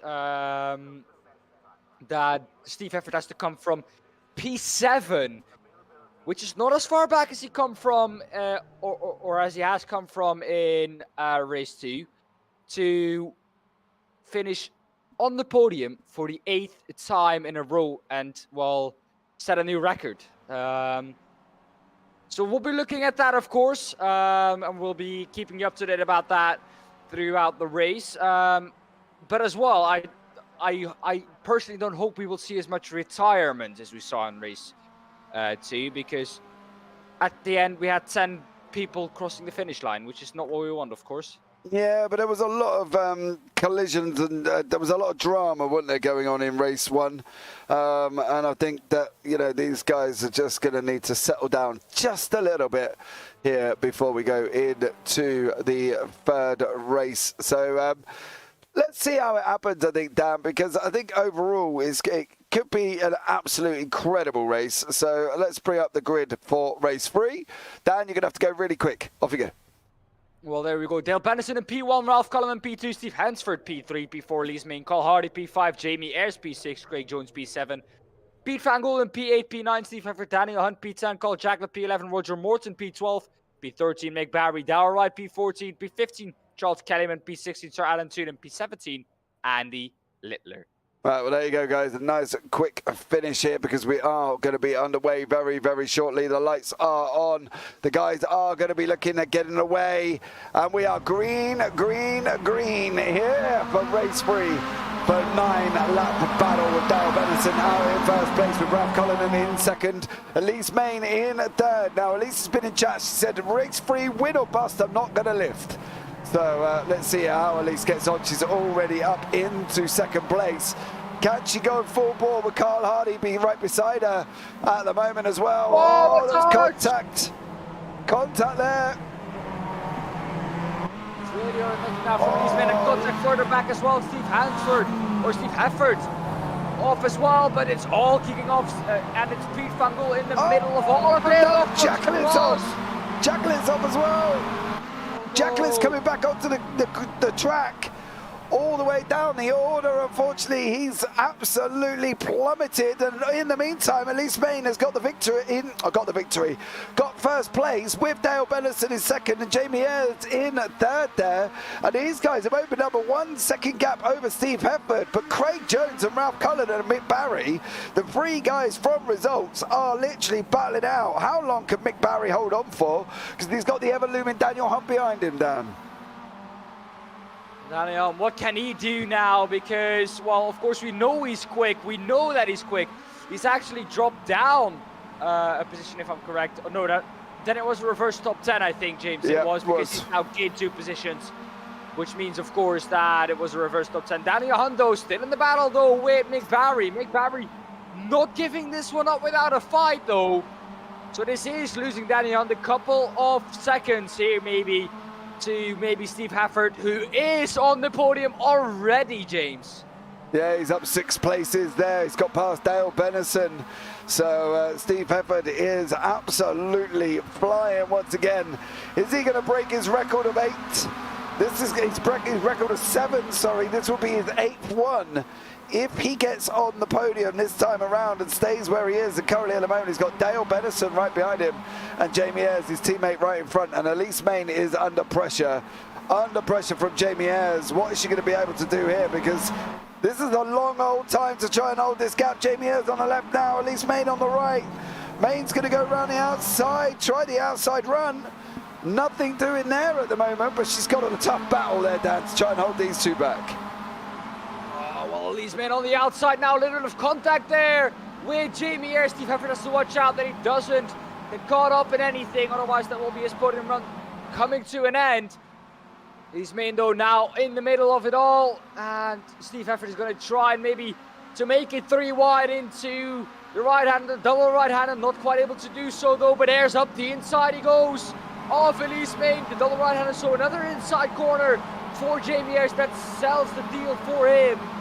And now it is Steve Hefford alongside Elise Main. She might be about to lose 2 positions. Oh, contact! Contact with Steve Hefford and Elise Main. And now it is still Benison who takes advantage of that, and it's Elise Main down into P8. That's not what you would have wanted there, and that is heartbreak there for Elise Main. She was up, looking really good there, but sadly, some contact with the man in P6 right now. Steve Hefford has caused her to drop down into P10. Yeah, Steve now just goes up the inside of Craig Jones. Daniel Hunt's there as well. Daniel now absolutely flying at the moment. Craig trying to battle in behind him. Can he hold on? That's going to be the question as they come around now. Through turn 1, Daniel Hunt has got past Craig Jones and is now battling down with trying to climb up bay on the order of Steve Hefford, who is trying to come back through on Ralph Cullinan. Ralph here from the Results Clothing iRacing team with Dale Benison in front and Carl Hardy in front of that. Carl in an amazing second place at the moment, I'm not going to lie. Done a stellar job so far as these guys heading round at turn 4. How is this one going to turn out? You will find out in about 6 laps time as PVG is making a move up the inside of Craig Jones as well as they're coming up over 6 now. Jones slots him. Steve Hefford making it 3 wide in front. That is never going to work, James. Sorry to cut you off there, but that's never going to work into that left-hander. And that is Steve Hefford with, well, what we can call maybe another kill to his name. Steve Hefford now in 3rd place. He's back on the podium. He goes in deep into turn 7, but he's got Daniel Hunt right behind him. Next on his list is Carl Hardy here this evening at Sonoma Raceway. Steve's on a mission here, Dan, and I'm not quite sure what the mission is, to be honest. No, me neither. What could he be fighting this hard for? What could he be wanting this bad in P3? Well, but no, but I have to say that, James, you never ever make it 3 wide there. We all know that, and maybe he could have waited with it. He knows he's quicker, and yeah, well. Are you saying he should have waited? Yeah. Okay. We'll have a look back at. Is a no-go into that corner, is it? No, yeah, definitely not. I don't think it's something that should have been done, but unfortunately, you know, it has been now. I'm sure the stewards will have a look at it and see how it turns out there as they got 5 laps remaining here with Steve Hefford currently in 3rd place. And again, it's the Steve Hefford Dan Hunt because we've now got Dan Hunt behind him again, trying to close him down here, and Steve's trying to hang on for dear life. But I think it's going to be interesting to see. Let's try and have a look back at this Ralph Cullinan one here this evening. So there's Dale Benison and Ralph Cullinan. So he goes, oh, Steve was late. He was late there, wasn't he? Yeah, that's what I meant with that. And maybe just a little bit too late there, James, I think, in the end. It did look like, of course, he got turned in on, but yeah, he was really late there, and I think he wouldn't have made the apex of that corner anyways, and he kind of used the car ahead of him as a as a break there. I think he kind of misjudged his braking points from the point where he was on the track. Yeah, we're just seeing Daan Hunt go past him currently at the moment as well. They're now chasing down Carl Hardy. Carl Hardy must be under a sheer pace of panic here, as Jamie Ayres has got about a 3.6 second gap at the moment. And the ever-looming individuals of Daan Hunt and Steve Efford are right behind him. There's also another interesting four-way kicking off here as well, as we've got Dale Bennison, Roger Morton, and that is behind him, Ralph Cullinan and Craig Jones here, all from the same team, mind you, all from the results team. Mark Fletcher racing. Yo, what's up, Mark? How are you? Good evening, young sir. You've joined us at Race Free for this MX5 UkSimracers from Sonoma Raceway, and we've got a four-way battle here. This is your battle for 7th, 6th, 7th, 8th and 9th here this evening, so it's going to be spicy. And the same guys. Oh, there's a big puff of dirt there. That could have been where Steve Efford may have been off track once again. But can these results boys hold it clean, Dan? I think that's going to be the thing, isn't it? That's going to be their aim now in this race. Roger Morton in the lead of the AM class, ahead of Craig Jones. Keeping it clean is what they want right now. They don't want to get into any trouble. He's in the lead of the AM class. It really couldn't be any better for Roger Morton at the moment, so he just wants to stay out of trouble and at least ahead of Craig Jones. Ralph Cullinan clears Dale Bennison there and moves up another position into 8th. So that's Ralph Cullinan in 8th currently at the moment. Dale Bennison climbing right behind him. Charles Kellerman seems to be back on track with Darryl Wright here from the next results guys as well. Carl Hardy is coming under pressure, and he's coming under pressure quick from this man Daan Hunt as they go around turn 9 here now. What's Carl going to be able to do here? Because Dan is quick on this track. Dan is frightfully quick. You know, can Carl really defend that much? He's got to be taking the inside line now because Daan Hunt's already coming through. If you leave the door open, Dan, you're gonna get burgled, but not this time round. Nearly got it there. Daan Hunt up into 2nd place currently at the moment. Barry now has got Elise Main trying to charge him down. Main's just gone for it now all of a sudden. There goes Elise Main up into 10th place. Next on her list is Dale Bennison. Go hard or go bust. So here we go. This is going to be the one. Daan Hunt, as Zach said in chat, Hunt is on the hunt. And his next of his prey is Carl Hardy. And here we go. Carl's got the inside though for turn 3 and 3A. Dan's got the inside for the next one. Hunt is through into 2nd place. So that's Daan Hunt now into 2nd place. That puts him up at an amazing 8 positions. And next on his list, he's got to chase down Jamie Ayres, but he has got a 3.97 second gap at the moment. It's a big ass 3.97 seconds. Not impossible though, James. He can definitely do that because he has 3.5 laps left still here at Sonoma, so could still be possible, but it is going to be a tough old job for Daan Hunt. Also, Carl Hardy now has Pete Van Gool behind him. And behind that is Steve Efford, who actually dropped down into P5, so not on the podium spot at the moment, and he's going to have to work hard for it, is Steve Efford. Yeah, because it does seem like he does have a little bit of damage maybe to that car because he's not having the pace he had in race 1 and 2. No, but then again, has that been what we say brought on kind of yourself? Because he's been a little bit exuberant with some of his moves in race 3. So, you know, at the end of the day, it kind of brought on, I don't know. Roger Morton still got Craig Jones and Ralph Cullinan behind that.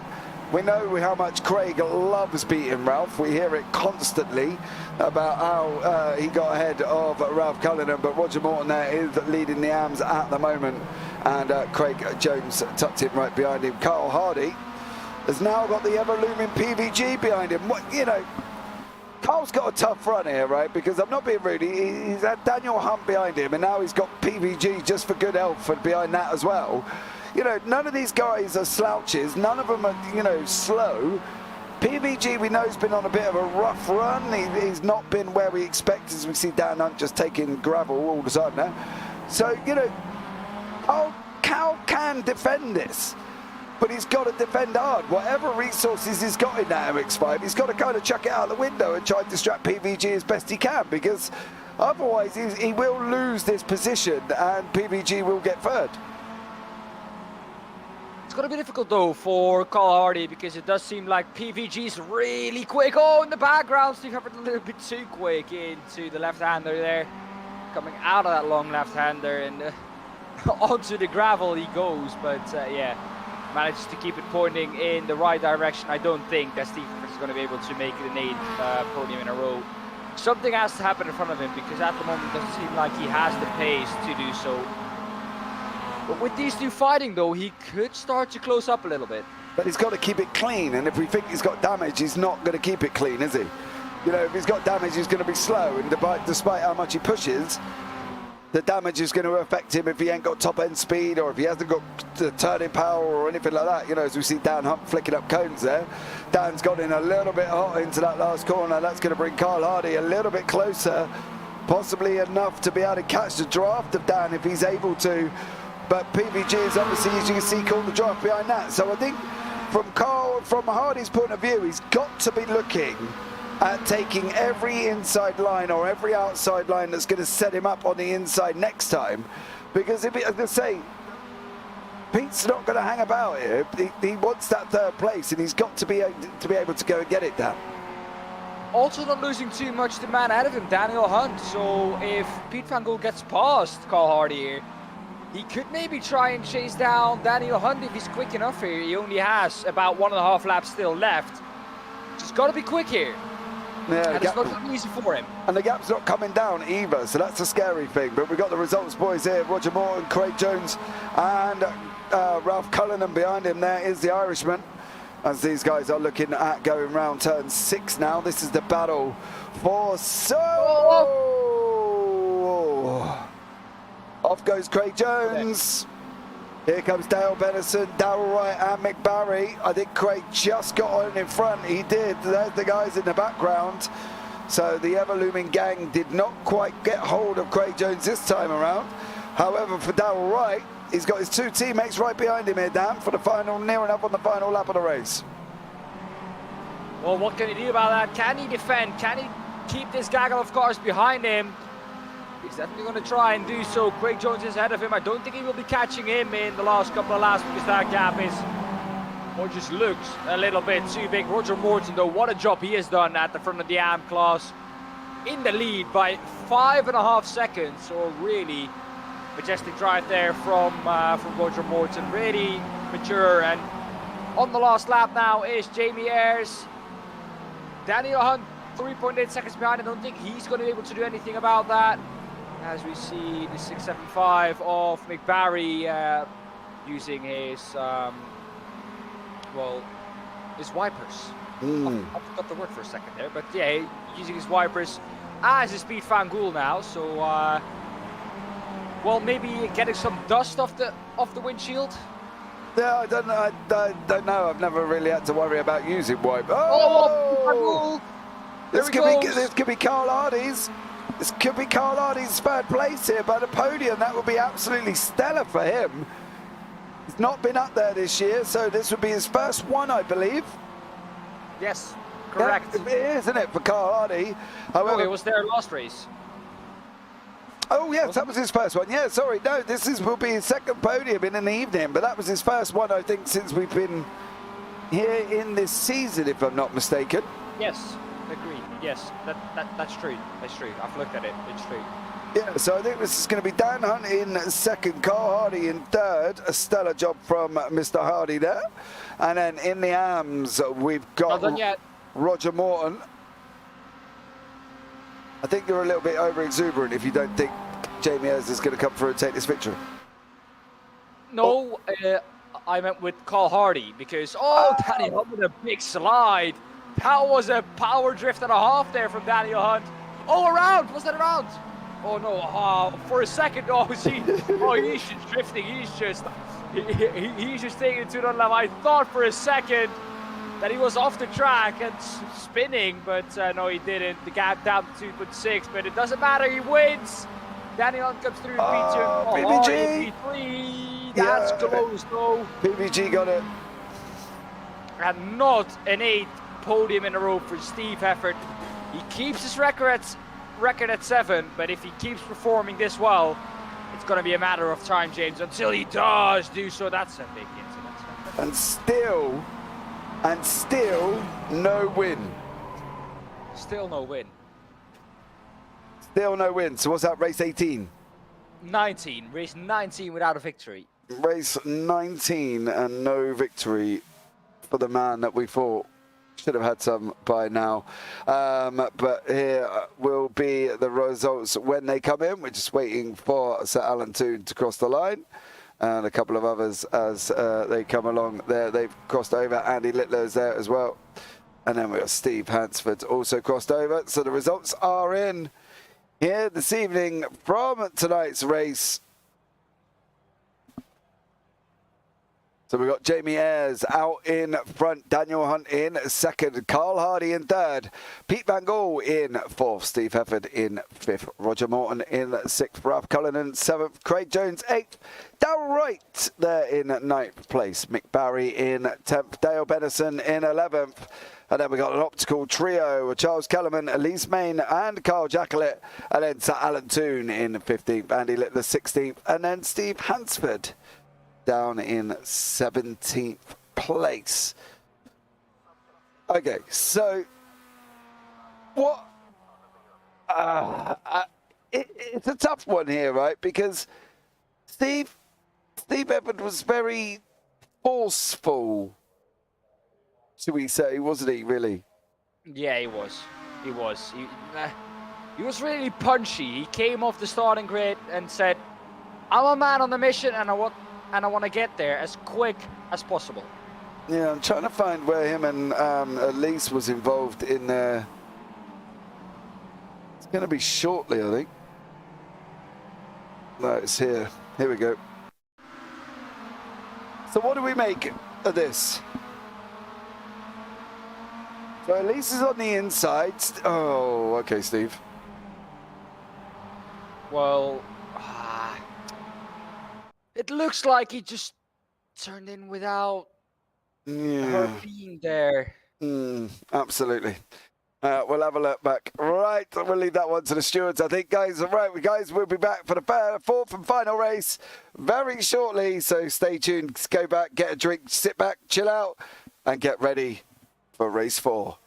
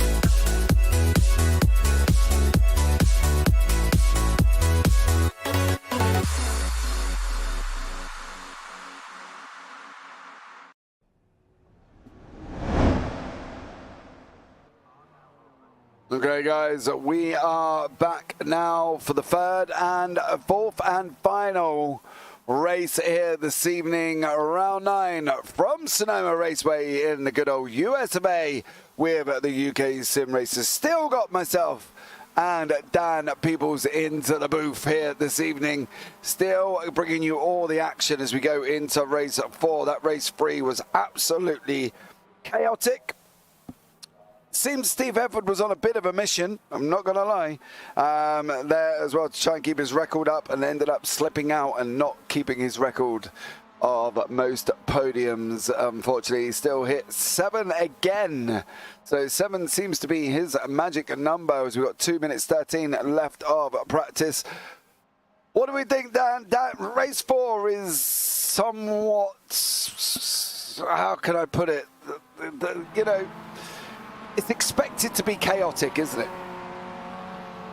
Well, we do expect it to be quite chaotic, but we got a lot of chaos in race 2 already. So we might have seen it all already. I don't hope so. Of course, we do like a chaotic race 4. I think we've gone ahead in time. It's now 6 a.m. in the morning, as it is usually. What's the track temp like? Because that will be different to what it has been. 22 degrees, look at that. That is optimum, I would say, for these MX5 cars. Yeah, I know there was a chat within the league about the track temps as well, because obviously the car reacts so differently to what these guys are used to. So I know when they've been talking about session and setting up times, they were looking at 23 to 24 degrees was kind of optimum to get the best that they can out of this car, I think, Dan. That's the thing, since this new tyre model's come in, the car's like ice at times. You know, these drivers have really, really struggled, and I think that's the thing, that they've kind of now getting to the lock of it and being able to sort of grab the ball by the horns and really sort of making that difference with the car overall, I feel. Well, you have to, well, yes, in some way I do agree with that, but of course the drivers themselves do have to, well, kind of make the difference themselves as well, still, if you know what I mean. Yes. So, it's not a given still, although we have come this far into the season. Okay. Yeah, that's it. That's it. Yeah, okay, cool. Well, I don't know, Dan. I think, to be honest, you know, we are still quite far in. You know, we've got 9, this race have left of 9, and we've got 10, 11, and 12. Unfortunately, there's somebody from an optical red going off. It's not this one. I think it may have been that one, yes. At least Main going off the side of the circuit. You know, I think most of them have got the lock on it. I think that's the thing. Most of them have got the lock on the car, and they are now starting to understand what it's going to do at when and at points. You know, I think that's the important thing. You know, the grid is up for race 4, Dan. Off you go, super duper fast. Super duper fast then. Greg Jones P1, Mick Barry P2, Dale Bennison P3, Carl Jackler P4, Andy Littler P5, P6, Jamie Ayres, 7th Ralph Call. Oh, I'm butchering this. Ralph Condon in P7, Carl Hardy P8, Pete Van Gool P9, Sir Alan Toot P10, Steve Hansford P11, P12, Dower White P13, Charles Kellyman P14, Roger Morton, Daniel Hunt in P15, 16, Jamie Ayres, and 17, Steve Hansford. Right, there we go. The lights are going to be out. There was a jump start. There was a jump start by Elise Main. She went off early. She went off early, and it looks like she's now going to set and suffer a jump start there. It looked like she got away before the lights went green, and Elise Main now goes up into third place. So Alan Toon doing his normal, just moving over ever so slightly there to allow the other guys through. As well as he gets into Dale Bennison behind it now is Charles Kellerman goes through, Dale Bennison goes through. There was a lot of action at the back. Daniel Hunt, Mick Barry and Craig Jones there, I think, was all involved in that. So Mick Barry, there's Craig, there's Mick, there's Roger Morton. So we'll have a look back at that.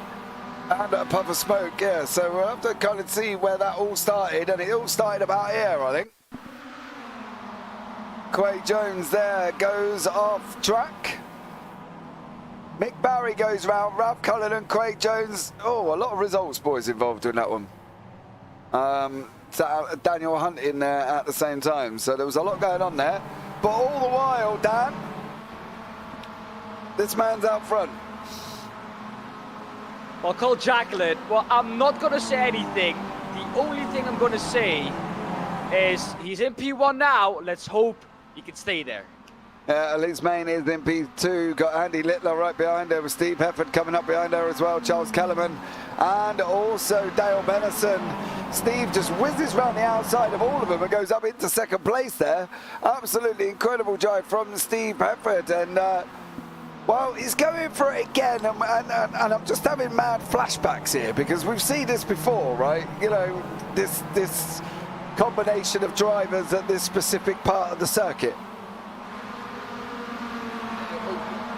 You know, flashbacks are a thing, of course. So PTSD, I think, for Elise Main and Steve Hefford here. But yeah, of course, I think Steve has learned from what he did in race 3. I think he was a man on the mission and he wanted those 8 podiums in a row a little bit too much and a little bit. I think he could have still got it, but he was a little bit too eager to get to the front, and I think he forgot the fact that it was a 15-minute race. Down the inside he goes though, off Elise Main. Can he make that stick? Yes, he can. And Elise Main now is going to have to carry it around the outside. That will become the inside for the left-hander. Can Elise Main keep it there? Yes, she can. Can she brake late enough? No, she can't. Is the answer there. Maybe a little bit too late though from Steve Hefford. On the exit now, he's going to get good drive out of the corner. But Elise Main though, with some good drive as well, she's going to have to carry it around the outside though. Yeah, side by side going into turn 7, double right-hander. Elise is not in prime position. She's got a Michael Schumacher helmet there. Oh no, that's a, not Michael Schumacher, the other one. Sebastian Vettel helmet there, as Elise Main. With Steve Everett in front, but loses that position in the end. Now Steve's on a mission to find Carl Jacqueline. The problem is we've seen this before as well. You know, what do we do? And this doesn't look too clever at the moment for this young sir. Pete Van Gaal and Andy Littler. That's Dale Benison behind that. Oh, Pete. Oh, no. Oh, that's just Pete being Pete, you know? Well, I wouldn't like to say that. That's not Pete being Pete. No, going into the pits, but here we go. Jacqueline and Hefford. Oh, Hefford's got the inside here. This is gonna, yeah, give him room. Just keep out of trouble, Jacqueline. Please keep out of trouble, because a top 3 finish still wouldn't be too bad for him to kind of break that curse. It would be a good start to going, you know, back up. Jamie Ayres and Dale Benison's also been in a crash, and so is Alan Toon. They've gone down the order to 9th place for Jamie Ayres. Oh!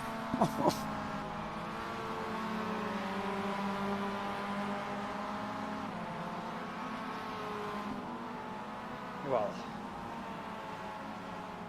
at least it's still P3, James.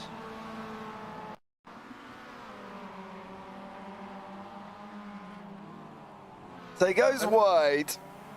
That might be on purpose to let Elise through. No. Elise Main, Craig Jones and PBG are currently out of the race. So Alan Toon here in the mix still. Alan's got Mick Barry, Ralph Cullinan behind him. So what can Sir Alan Toon do currently is we've got Steve Everett out in front, Charles Kellerman second, Carl Jacqueline is in 3rd place.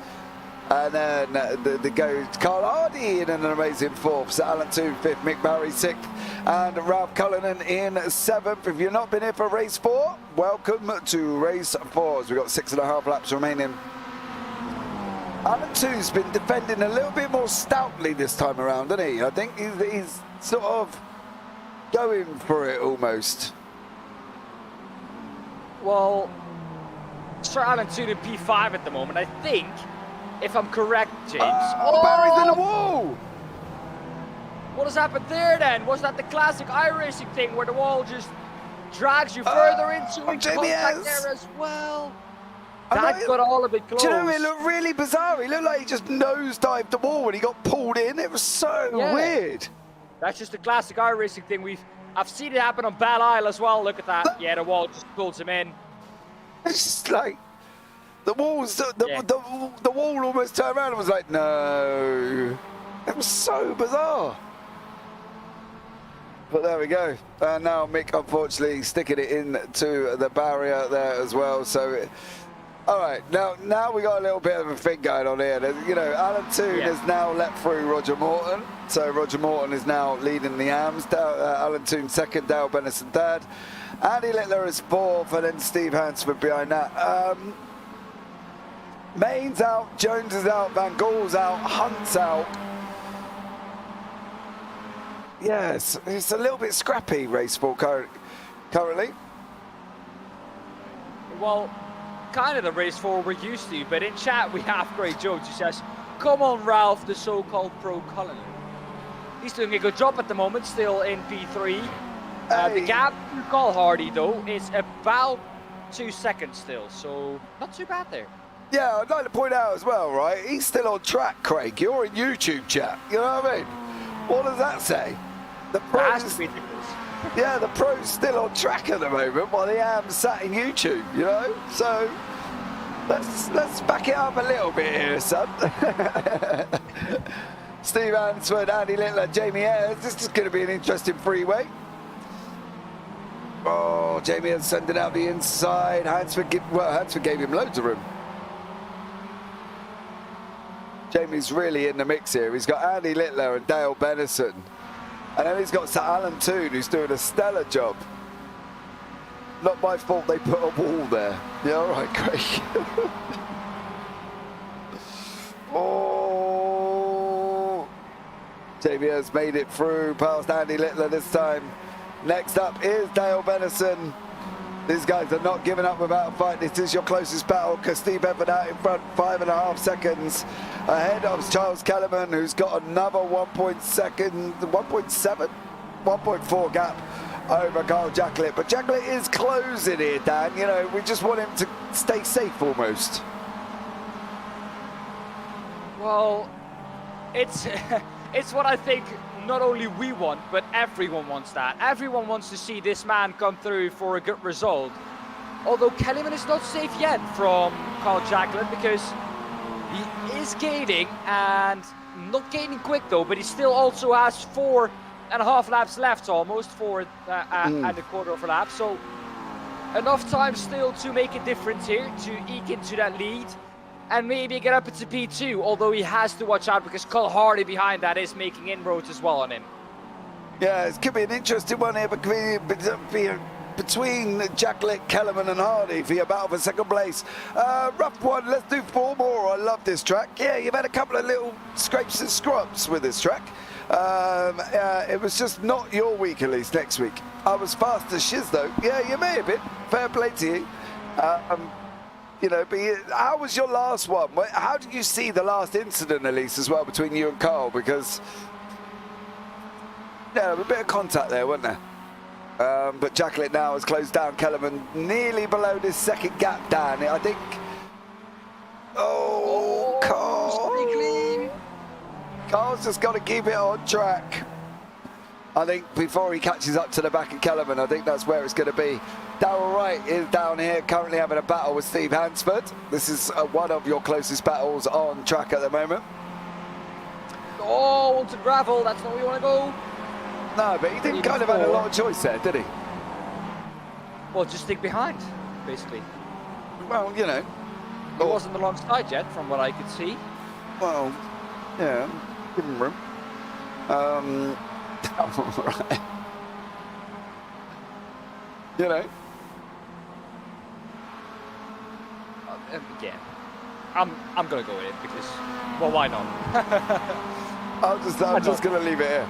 Carl said go past and tried to send it full throttle. I didn't have the time to plan it, I think. We netcoded a bit from my computer.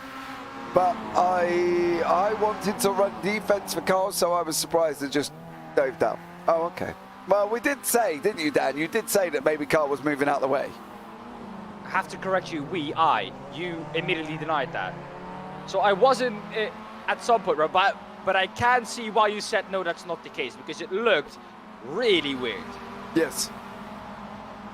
If you would have actually let him pass. That's actually, well, no, I'm not going to comment on Yeah, well, look, at least said you did. At least said he did. Okay. Yeah. There you go. So, Well, let's see what Carl can do now, because he's caught up to the back of Charles Kellerman at the moment. We have got 5 cars out as well.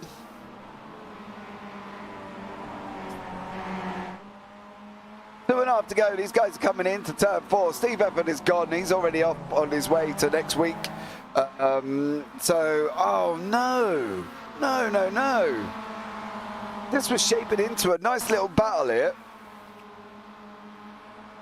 That's Andy. Is that Andy Littler in front? I think there's Littler in front. Coming around there. Oh, Darrell Wright.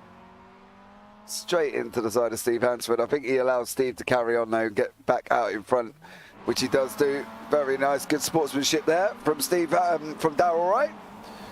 As these guys are coming around turn 7 now on lap 7. Carl Hardy's closing as well here, Dan. This could be an exciting freeway battle for the run down to the line on the last lap. well, also pointing out that Roger Morton and Sir Alan Toon still in P2 in the AM class, so not doing too bad either. Sir Alan Toon having a good race 4 here as of yet. Not going to jinx anything, but he still has to get to the finish line. But at the moment, doing well. Charles Kellerman defending from Carl Jacqueline. Here we see it. We have Jamie Ayres behind Sir Alan Toon. Yeah, I want to go jump back up here because I think this is where it's going to get spicy, I think. I have to see how this, I think from here, this is where it's going to go. They've got 1 and 1 more, right? And at the end of the day, they've got to try.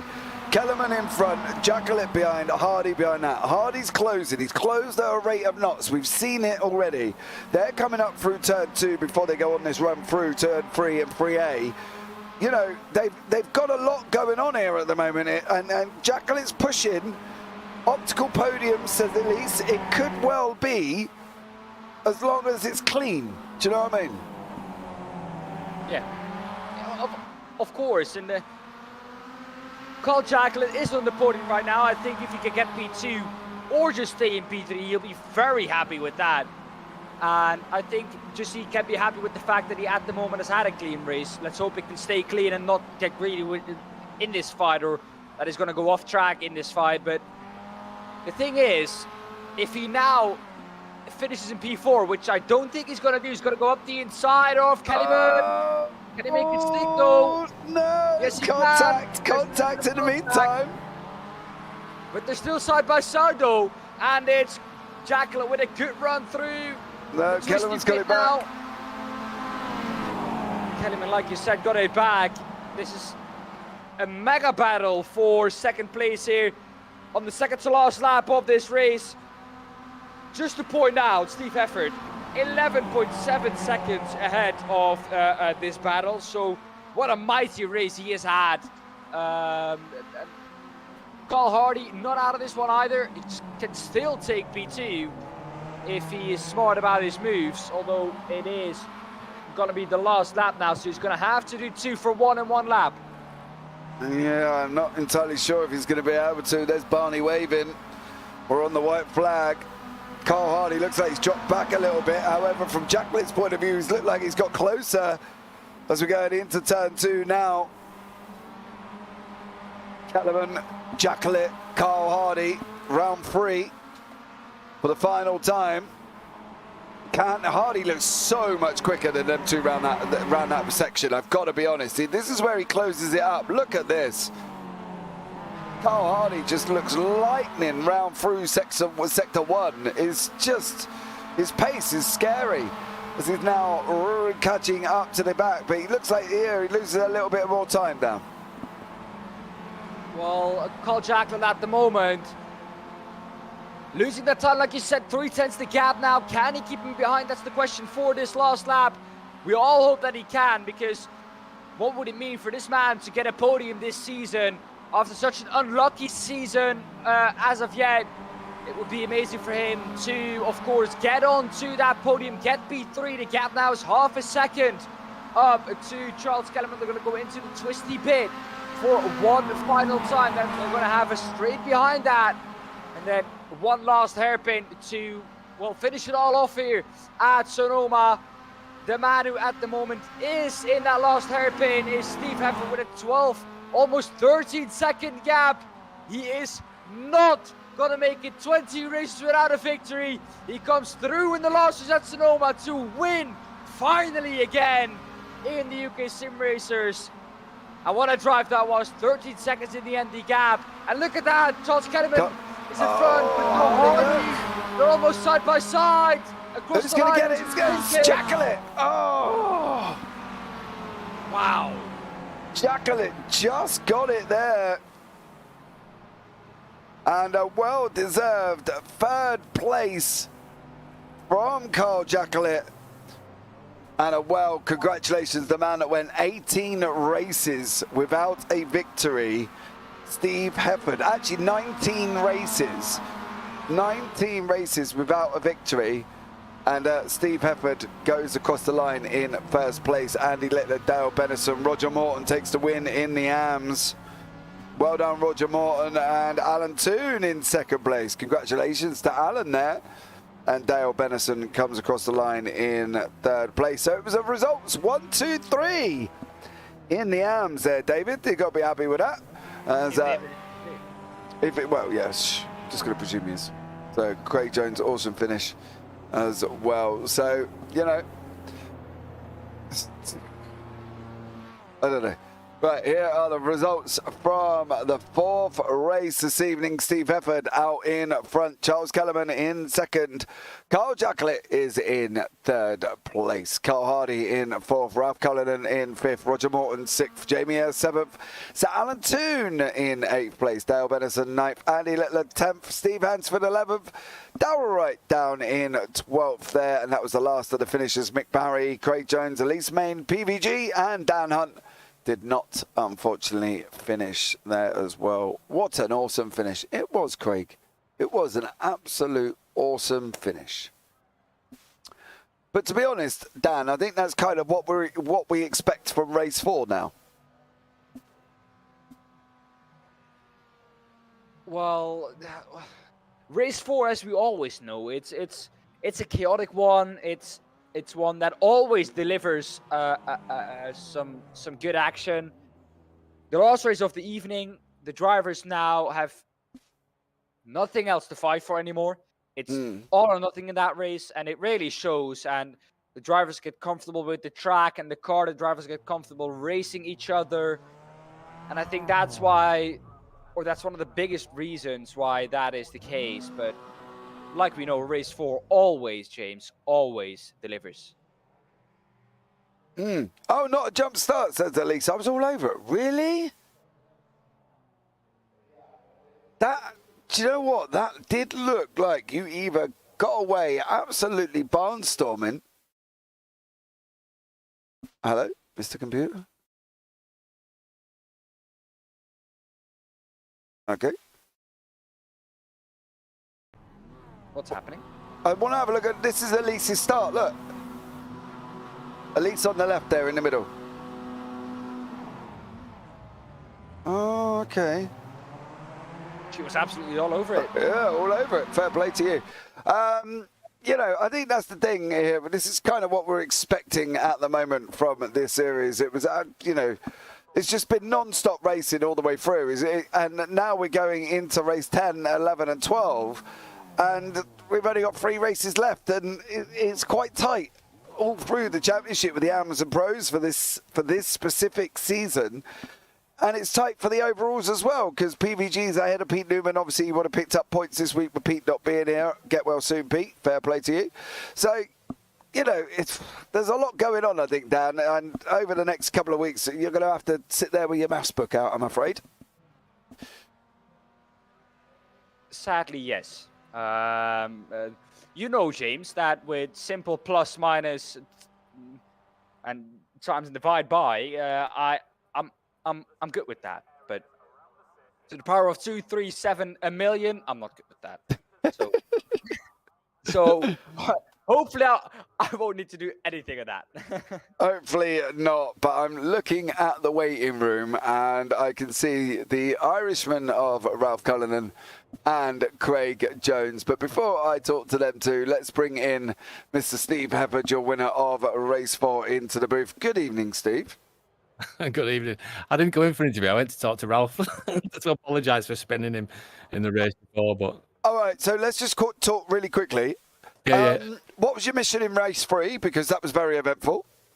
Well, yeah. I mean, to be fair, it was my own fault. I was going through the wiggly bits with Elise, and that curb, you crawl all over it in the left-hander of the beginning of the S's, and I didn't leave enough room. I thought I had at the time, but when I watched it back, I didn't. I mean, right, okay, and even though like the car was on the curb, and I always leave room between the yellow lines, kind of thing. So sent an apology, which has been accepted, but still, it's not what you like to do. But no. Secondly, though, you managed to break 19 actual races, without a victory. No, that was Daan as well earlier, because I should have won that, and he couldn't have got past me. We was chatting, and he was like, "Well done, Steve," halfway around the last lap, and I went and put it in the wall on the exit. I just didn't get it slowed up for the apex. So yeah, it's been a while, hasn't it? I've been all around the podium, but never on the top step. So well, there you go, mate. There you go. Onwards and onwards, buddy. An amazing, end to race 4. So well done to you, mate, for breaking that duck. And I'll look forward to seeing you next week. Yeah, cheers, guys. Take it easy. Right, let's bring in the duo of Craig Jones. I'll bring in Ralph in a minute. I think Steve's going to have a quick word with him, but we've got Craig in the booth. Good evening, Craig. Hello. How are you? I'm very well. I'm a bit disappointed with race 4 because I hit the wall just for no fault. It was just my fault, and yeah, bit disappointed with that.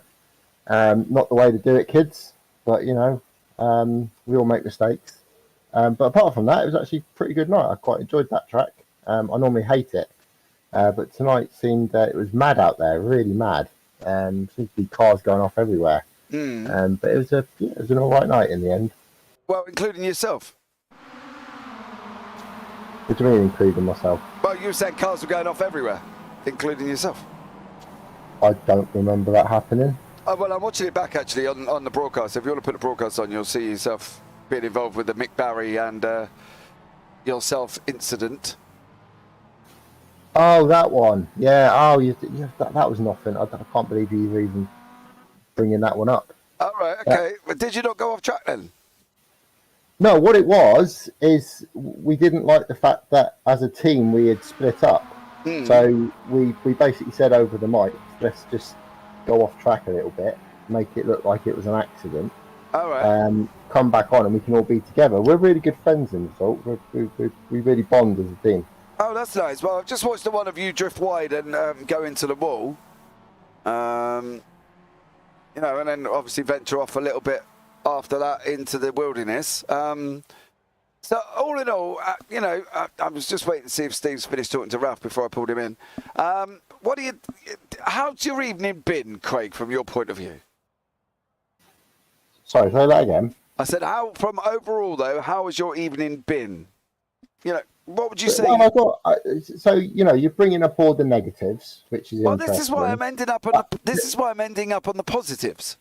But I think was it third race or second race, I got third place overall, so I was happy with that. I think I got the AM win in race 1. Yes, you did. You got the AM win in race 2. Yeah. Second place in race 3, and obviously we've seen what happened in race 4. Yeah. I mean, it's not all about who cares about race 4. It's let's face it, we all care about race 1, 2, and 3. That's where all the fun is. Oh yeah, absolutely. So that puts you in good stead for the AMs. Roger Morton's been in and around you as well, because it was quite close at the top of the AMs before we come into this race. Overall, you're now only before the race you were about 36 points ahead of Darrell Wright. So all in all, is that still your goal, to complete your trio of season victories in the AMs? I'd be lying if I said it wasn't, but at the end of the day, I mean, I think the year-long championships are a foregone conclusion now. So I can kind of this season's been weird because I kind of came in with a slightly different mindset to have a bit more fun and a bit more of a fight, and because I had that safety net, but I don't think it's really worked out for me, if I'm honest. Particularly at the beginning, I was really struggling. There's a couple of races I can recall where I've made some pretty silly mistakes. Race 4 and this one being one of them. But I'm here to race at the same time, so I've got the first two in the bag. Like I said, the year-long one's looking really, really good. So yeah, this season's been a little bit about having just a little bit more fun and maybe being a little bit more kind of going a bit more towards the risk side of making moves where I've got the points to fall back on if it all goes wrong. Right, but you haven't kind of got that buffer as we go into the last 3 races. No, but I'm going to win the championship. That's what I set out. Race 1 back in whenever it was. That's what I set out to do. Right, okay, so I've just brought in Ralph Cullinan into the booth. Good evening, Ralph. How are you? Very well, thanks. Yeah, very well. I see you got the team leader in here already. Well, I knew that you were obviously in demand because obviously, Steve had wanted to have a chat with you.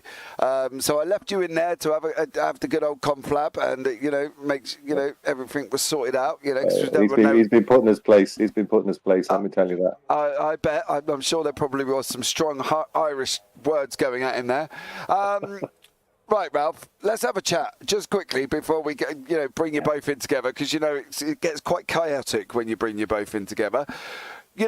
What are we saying if we look back and said Ralph Cullinan's evening at Sonoma, how would you kind of put it for us?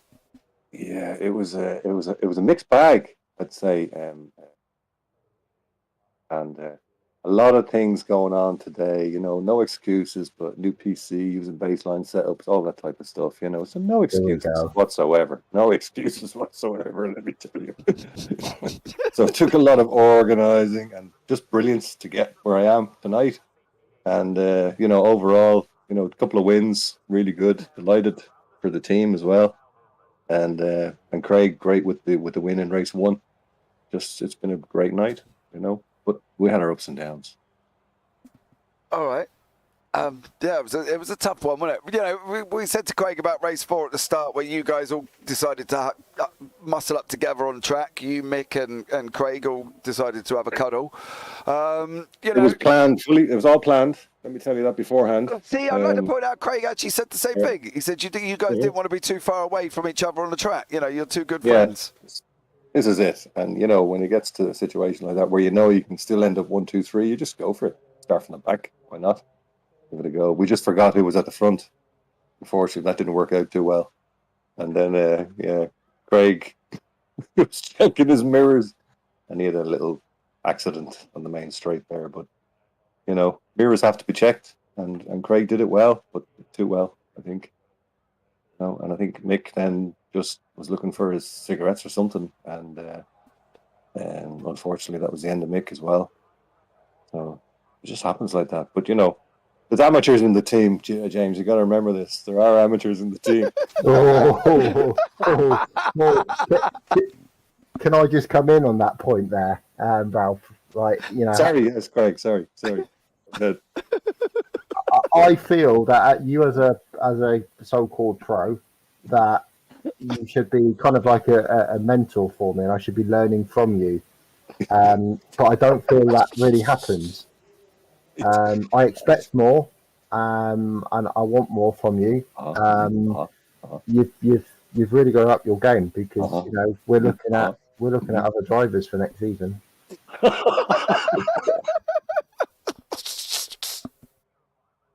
I don't know what to say. I'll try to teach you one thing, Craig. That's don't crash. And what are you going to do? What are you going to do? Yeah, but when it's you when you're the guy that's crashed into me, it's kind of hard, isn't it? Sorry, if you crash into a wall, it's got nothing to do with me. the first. Unbelievable. Seriously, James. You know what I have to put up with now. You can imagine. You can imagine. Seriously. I'm not entirely sure what I could say about it, to be honest. You know, we had your team manager in tonight. Who's that? David Ayres. Good evening, team principal. Team principal of all the results teams here.